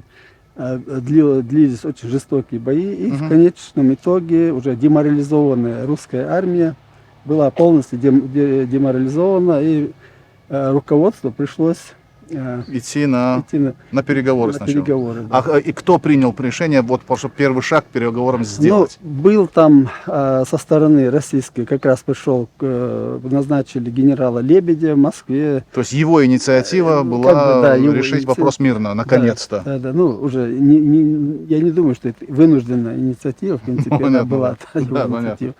И потом от него пришел человек, к Масхадову. Дрогуш, да, к Масхадову. Я его встречал. Ты встречал лично? Я его встречал, этого Дрогуша. Он был комендант, по-моему, не комендант, как его, губернатор Камчатки был тот период. Это Дрогуш, какой-то бизнесмен, там все такое. Он приехал в Алерой село, я его там встретил, повез его к Масхадову. Да, и там они поговорили, потом я его отвез обратно. А встреча, ну, такая цивилизованная была или на повышенном? Нормальная. И очень нормально, он же как бы от Лебедя посол был, как бы, а Лебедь с миротворческой как бы инициативой выходил. И вот этот Дрогуш принес информацию о том, что нам надо было ну, какие-то контакты налаживать с Лебедем. Ну, вот это первые такие контакты были. Потом уже была встреча с Лебедем, потом прошли Хасавюртовские соглашения, где были в Хасавюрте подписаны Хасавюртовские соглашения, где мы должны все эти вопросы решать мирным путем. И там было заложено, что до 2001 года мы должны решить вопрос взаимоотношений между Чеченской Республикой Ичкерия и Российской Федерацией Россия. То есть разграничить полномочия, границы, там все эти дела, ну как независимое государство, с независимым государством разобраться в этой политической ситуации. Ну, русские в то время еще, да, сразу же после этих хасавюртовских соглашений пришли, сказали, что это отложенный статус на 5 лет. За 5 лет мы вырастим новых волкодавов и вернемся. Один из русских политиков. Он так и сказал? Так и сказал, официально. публично. А помнишь, там, кто? Я сейчас не помню. То ли, по-моему, представитель уполномоченный по правам человека. Фамилию, Но фамилию ты не таких, помнишь его? в таких крупных очках был. Вот у меня на языке висит эта фамилия, никак вспомнить не могу. Лукьяненко, кажется, что-то такое в этом роде. Угу. Но дело в том, что... То есть он на всю страну официально это там, заявил? Ну как, он не сел в телевизор, заявил, это где во было? время переговоров это слышали журналисты, Ага. потом и написали. Все. То есть... Да, то есть он там, все то, что у него было в душе, как у пьяного на языке, у этого Да. в голове. Что у трезвого в уме, то у пьяного на языке, Вот, да. то же самое свое желание, да, они выдали как бы за... Не, ну это жестко. Это программа, да, это Да. была программа, они пытались нас, естественно, обмануть, потому что здесь они, вот это тоже очень важно и для украинцев, как можно верить русскому слову, генералу русскому, политику русскому. То есть они хотели сделать... Не, ну смотри, мы сейчас обобщаем, но там же были свои герои. И о них ты рассказывал, о некоторых, Да. у которых были и честь, и гордость. Я И- говорю о политиках. О политиках, да, это не национальность. Герои и политики совсем разные. Это не Да, национальность, это не это национальность. другое, да. Абсолютно другое. Здесь просто в нашей ситуации, да, не верить им, ни как бы не верить. Нам было выгодно, да, в этот момент остановить эту войну, потому что страдал, во-первых, наш народ, да, гибли люди, Да, и, это и правда. мы были обессилены, Это правда. и обескровлены. Чеченские вооруженные силы были вообще обескровлены.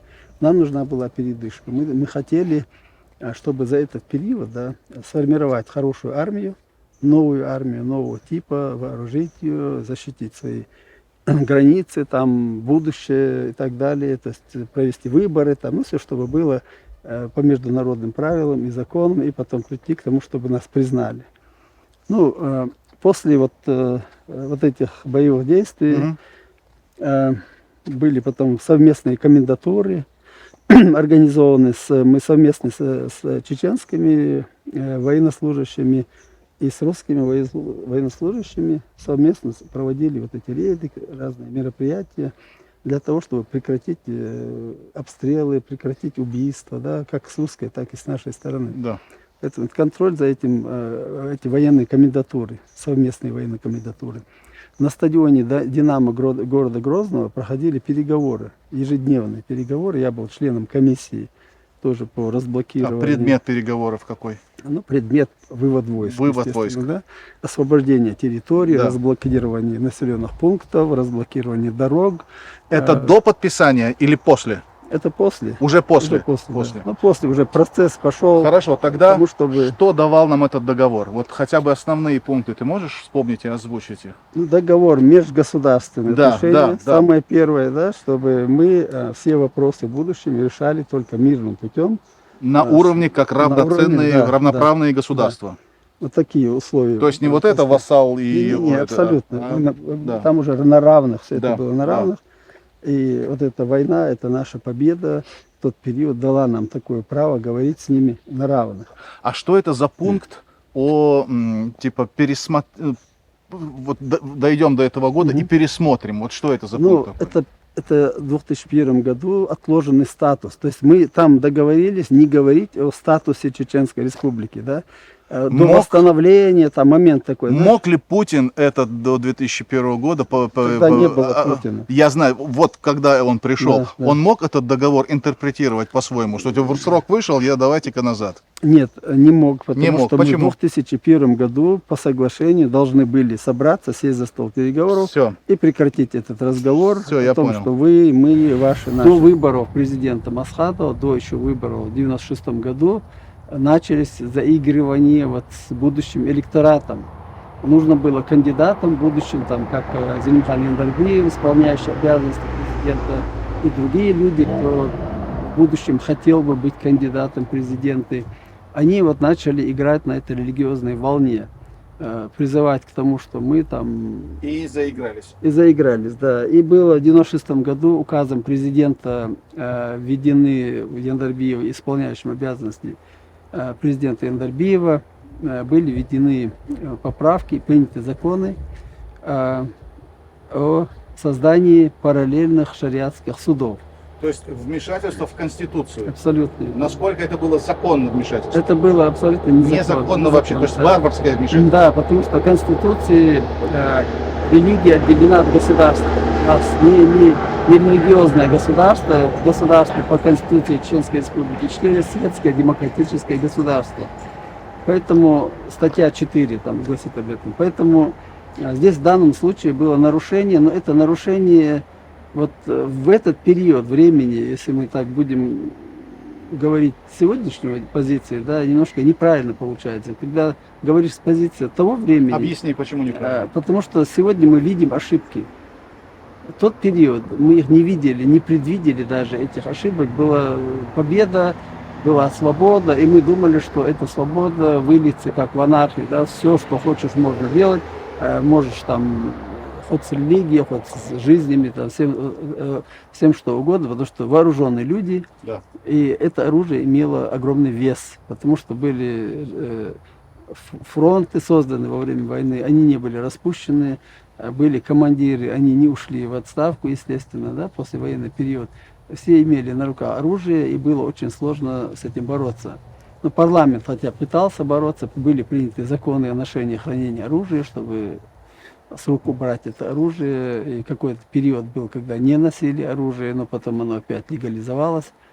То есть здесь вот с принятием закона о введении шариатских судов началась наша вот эта новая эпопея, потому что нашлись люди, которые захватили суды, руководствуясь этим указом. Суды, ты имеешь в виду Суды, вот такие нормальные светские суды, суды? да, светские Мгм. суды, которые, А у нас была такая судебная система? ну, она была от Советского Союза, осталась под Российской Федерацией, которая судебная система, но ее, ну, там чеченцы, там разные люди работали, но по мне, например, надо было переучивать То есть этих развивать, людей, развивать, да, принимать новые эволюционировать ее и так далее. Мгм. Потому что, опять-таки, указом Джохара Дудаева еще в начале, да, когда он пришел к власти, был издан приказ руководствоваться законами Советского Союза, судебной системой до тех пор, пока мы не выработаем свои там, с национальным уклоном или какие-то другие.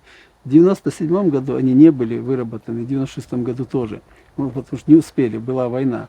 И вот этот период, когда с 1997 после выборов президента, уже мы начали с того, что судебную систему полностью разрушили эти люди, которые захватили судебную систему, посадили туда вообще не образованных ни в какой области людей, ну и якобы они понимающие в шариате, да. Это квази. Суды были очень плохие результаты этой судебной деятельности этих людей, потому что никакой справедливости не было. Потихонечку люди отвращались от этих судей, не верили им, этим судам. Но вот эта система уже захлестнула, это религиозность. Да? Потом вот для того, чтобы прекратить, ну, например, были какие-то агентуры, работала агентура российская, естественно, для того, чтобы внутри нашего молодого государства перессорить всех, были какие-то убийства, всякого рода деятельность, противоречащая нашим законам. И для того, чтобы бороться с этим, Масхадов, например, требовал, как президент, он сам не мог приказать или что-то такое, потому что в нашей системе, судебная система, исполнительная, законодательная, власть, они как бы разделены. И Масхадов требовал наказания вот этих преступников, но так как там уже судьи шариат решали как бы якобы по шариатским судам, были в центре города расстреляны несколько человек, не помню, да, публичный расстрел, Видео который, есть, я который, думаю, да. который просто шокировал весь мир. Да. Да. Это было очень печальное и страшное событие, но это было сделано умышленно вот этим судьей, да, шариатского суда. Вот его фамилию сейчас никак не могу, как же он. Ну, он был председатель шариатского суда, он сейчас где-то за пределами где-то Турции, не знаю, где он там находится, но в любом случае это было еще большее преступление, чем преступление, которое совершили эти люди. И началась Вторая русско-чеченская война. Вот смотри, Вторая русско-чеченская война. Основной претензией, которую нам вменяли все, кому не лень, это то, что мы не смогли там построить правовое государство и так далее.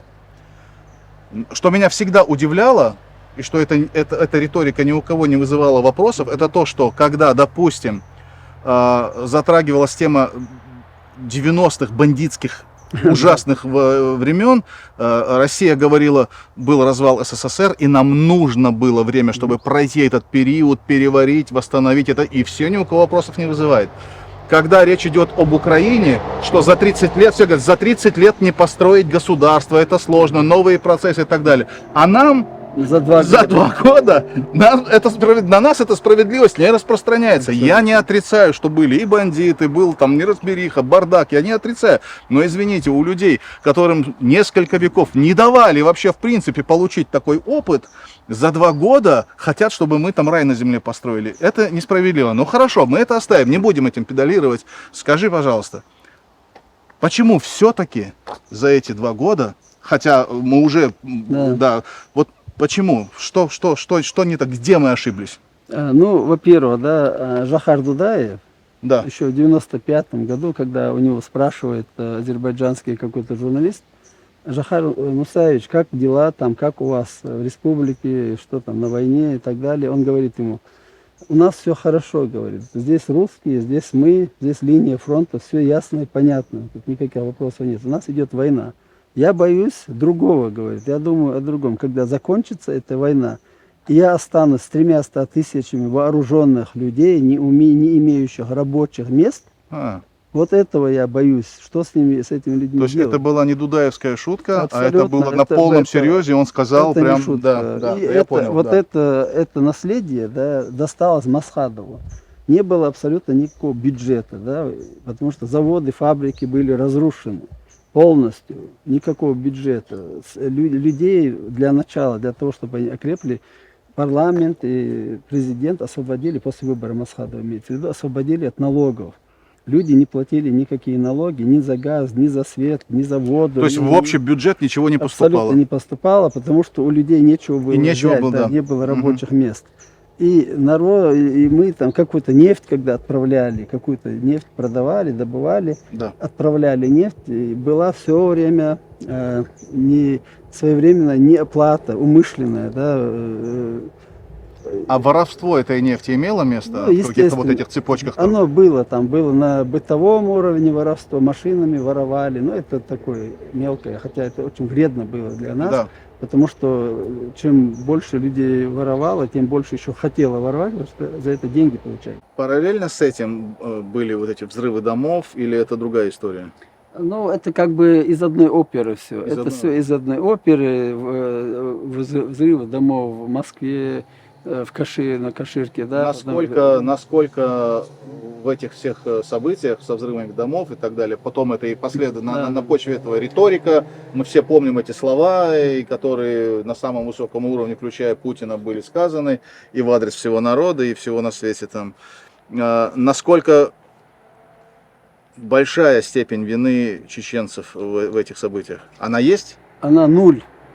Вообще ни одного чеченского следа до сих пор нету. Тем более, есть такой Дэвид Саттер, американский журналист, который написал книгу, я его тоже лично знаю и разговаривал с ним, он написал книгу «Кто мало знает, лучше спит», что ли.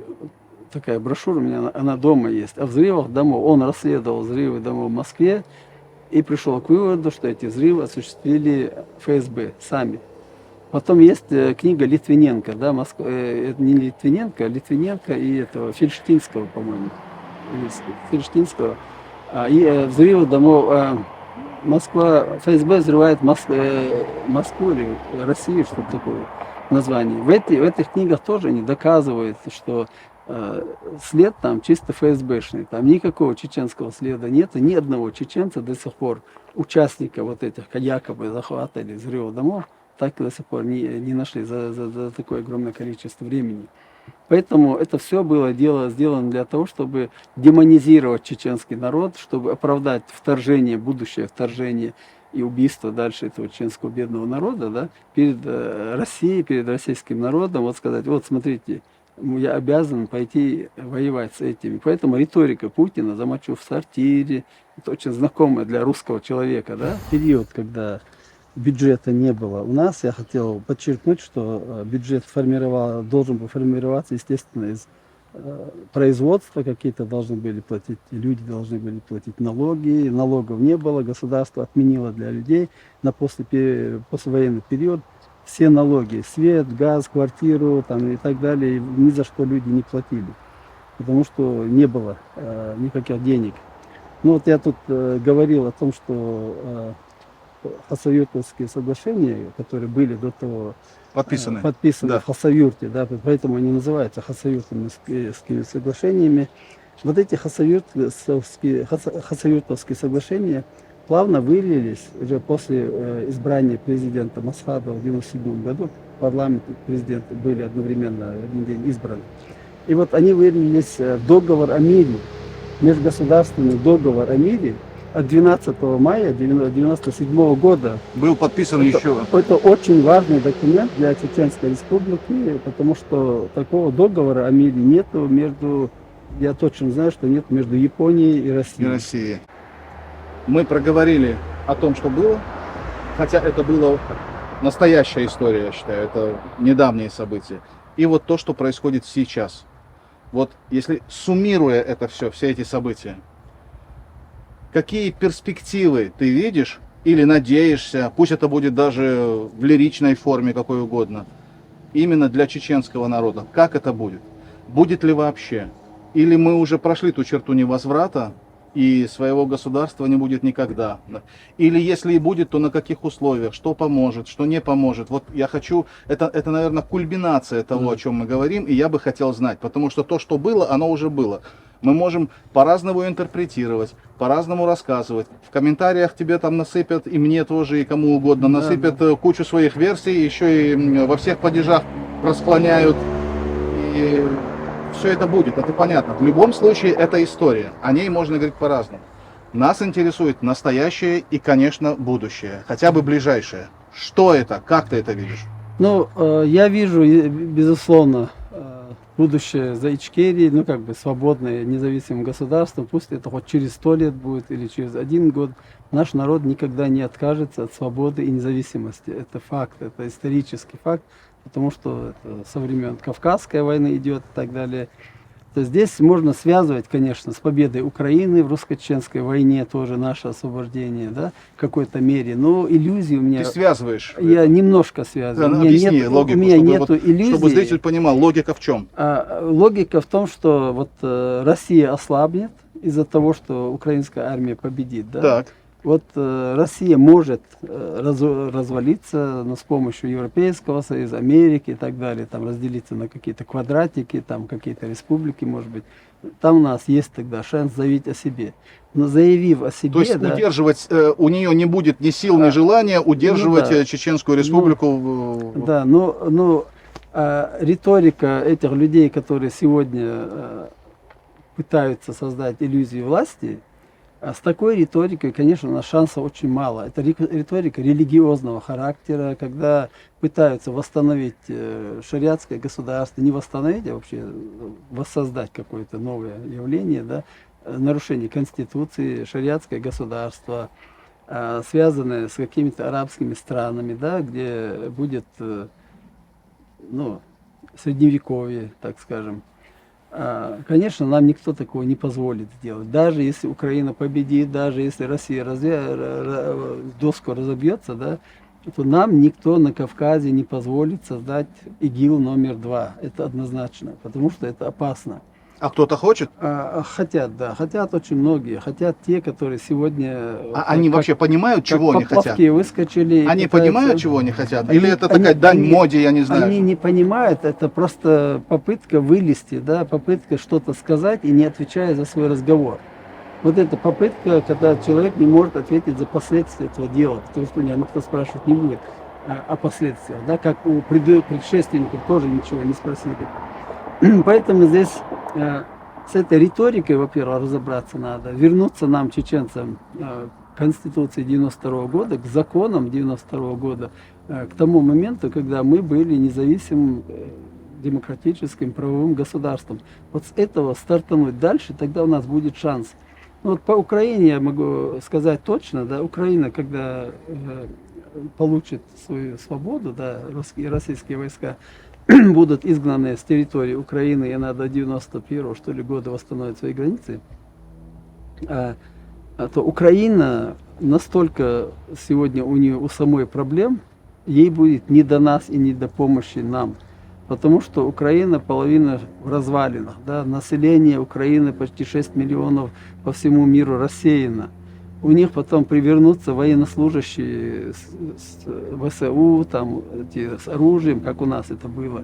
Вот эти люди потом начнут требовать какие-то права для себя. Мы воевали, дайте нам что-то тоже. Да. Будет ли возможность Украины дать власти украинской, успокоить этих людей, накормить, напоить, одеть, обуть, там, пенсии дать, по инвалидности. Ну, там много, миллион проблем, которые создадут эти люди. Да. Это мы тоже проходили, это тоже из области учить уроки чеченского, точно из этой области. И потом вот эта Украина, ну да, там Европа будет помогать, это понятно, но я 100% уверен, что ни один украинский солдат не поедет сейчас освобождать Чеченскую республику Ичкерия.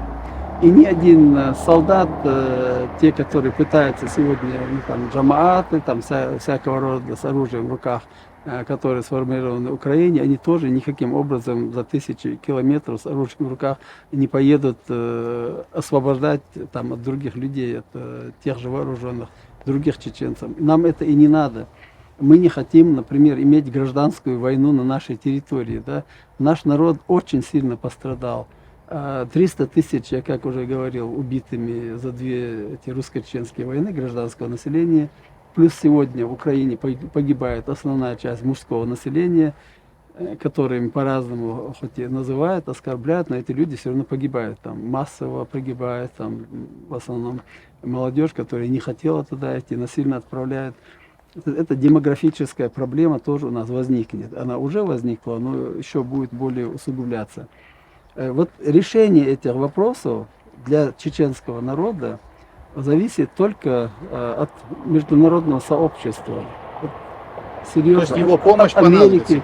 Первым делом я так уверен, да, что нам может помочь только Запад, никакие арабские страны, никакая Турция, да, хотя некоторые наши так называемые политики говорили, что там есть турецкий интерес тоже, да, якобы Турция хочет на Кавказе там все такое заигрывать. Но нам их игры там в Турции, турецкие игры на Кавказе не нужны. Пусть они с Азербайджаном дружат, с этими другими государствами. Это не наше дело, потому что Турция та же империя, что и Российская империя. Турция поглощает народы, Турция ассимилирует народы. У Турции, у самой народы проблема с курдами и так далее, с которыми мы, конечно, не вмешиваемся. Да. И у нас свои проблемы. То есть ты в первую очередь ждешь помощи от Европы? Ну, и от Америки. И от Америки. Тогда у меня вопрос Америки напрашивается, где гарантия, что в этот раз они все-таки по-серьезному помогут, потому что в первый раз без проблем они отдали нас на откуп. Хватило одного предложения, это внутригосударственное дело России. Вот вам низкие цены на газ, вкусные, немножко приятные цены на газ, приятные цены на нефть. И за это все, ну, понятно, что я сейчас слишком сжал, там были и другие договоренности. Легко, без проблем, без угрызений совести, сохранив прекрасный чуткий сон, хороший, сладкий, в своих мягких, теплых, мирных постелях, отдали на откуп, и никто Ну, так глазом нельзя- не моргнул. Так Вот, нельзя говорить. ну вот я сказал. Почему? Вот я сказал, объясни, где я не прав? Я, просто так, знаешь, огульно, да, говорить тоже. Я понимаю твои эмоции, понимаю мои эмоции, Да. это когда я это слышу, да. Но мы видим опять на примере Украины, когда началась в Украине война, кто им помогал? Никто не помогал. Выжидали все, что за 3 дня возьмут Киев, да. Все сидели и ждали, пока возьмут Киев. Ну, Зеленскому предлагали убежище в Америке, да. предлагали убежище. Вот такая же ситуация была и у нас. Жахару Дудаеву предлагали тоже выехать, да, тоже убежище. Кто предлагал? Я сейчас не помню кто, но предлагали ему, Россия предлагала ему, да, Россия предлагала ему выехать в любую страну мира, что они ему предоставят самолет, там деньги, все что угодно, чтобы он ушел оттуда, да, и оставил чеченский народ в составе Российской Федерации. То есть здесь один к одному все. И благодаря только украинским мужественным солдатам, да, ВСУ, благодаря мужественному сопротивлению вот этого украинского народа, до сих пор потихонечку начинается помощь. Она еще не в полную силу, как мы видим, они боятся России, боятся атомного удара и так далее, и так далее. То есть много оговорок. У них у самих там внутриполитические проблемы в Америке, в европейских странах тоже. Есть оппозиция, там разные антивоенные и так далее.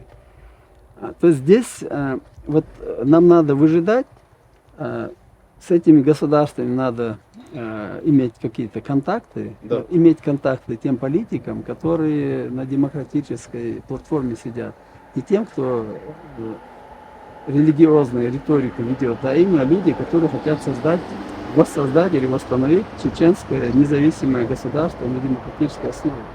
Тогда будет успех. В другом варианте, да, у нас никаких шансов нету.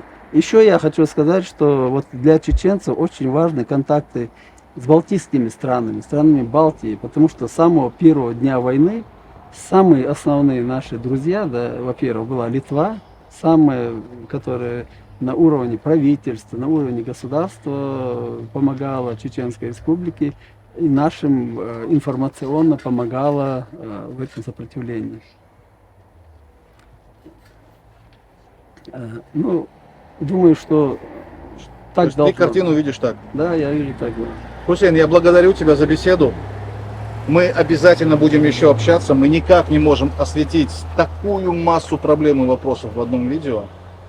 Поэтому мы будем еще разговаривать, говорить. Готовься. Я тебя еще помучаю информационно. Всегда готов. Я благодарю тебя. Итак, мы приняли Конституцию. Что это? Какая? Гость, что я ляпнул? Господи, боже. Что чушь какую несу? В общем, эта конституция повлияла на то, что наш народ начал ощущать себя в государстве. Угу. Когда у государства этого есть, так сказать, паспорт, что существует это государство. И это повлияло на то, что люди худо-бедно начали политически становиться грамотными. Ну, конечно, не так тотально, как нам хотелось бы. До сегодняшнего дня, наоборот, упала эта планка. Да. Но в тот момент нужно признать, что люди ощущали себя в государстве гражданами этого суверенного государства. И это было прекрасно. Это был момент такой, наверное, вот после 400-летнего состояния противостояния с большой империей, когда народ ощущает себя суверенным и частью равноправия, чего не было и на протяжении всего соприкосновения с Российской империей и даже внутри Советского Союза. И тогда это случилось. Как бы никакие должности не занимай, это невозможно, вот это ощущение. А в тот момент это произошло. Это произошло, да. Да. И самое главное, никакая Россия, никто этому не против, никто с этим не спорил. Официальные лица, какие-то интриги были среди там спецслужб России, какие-то запускались там какие-то агенты. Конечно, некоторые представители и нашей нации служили у них в спецслужбах, но тем не менее официальных политических или даже журналистов никто нигде от России не выступал против нашего государства. Никто не сомневался в законности нашей суверенности нашего государства. Понял. И вот такой вот был период. А что касается о том, что ты говоришь про Конституцию, Конституция это являлась образцом. Но на сегодняшний день, в результате этих двух войн, вот, распыления нас по миру, и вот является эта Конституция тем самым стержнем, вокруг которого надо было бы сплачиваться нашему народу для того, чтобы восстановить нашего государства. Не нужно придумывать совершенно ничего нового. Конституция есть, и она является образцом. Нам нужно сплотиться вокруг нее и восстановить наше государство. Есть лишь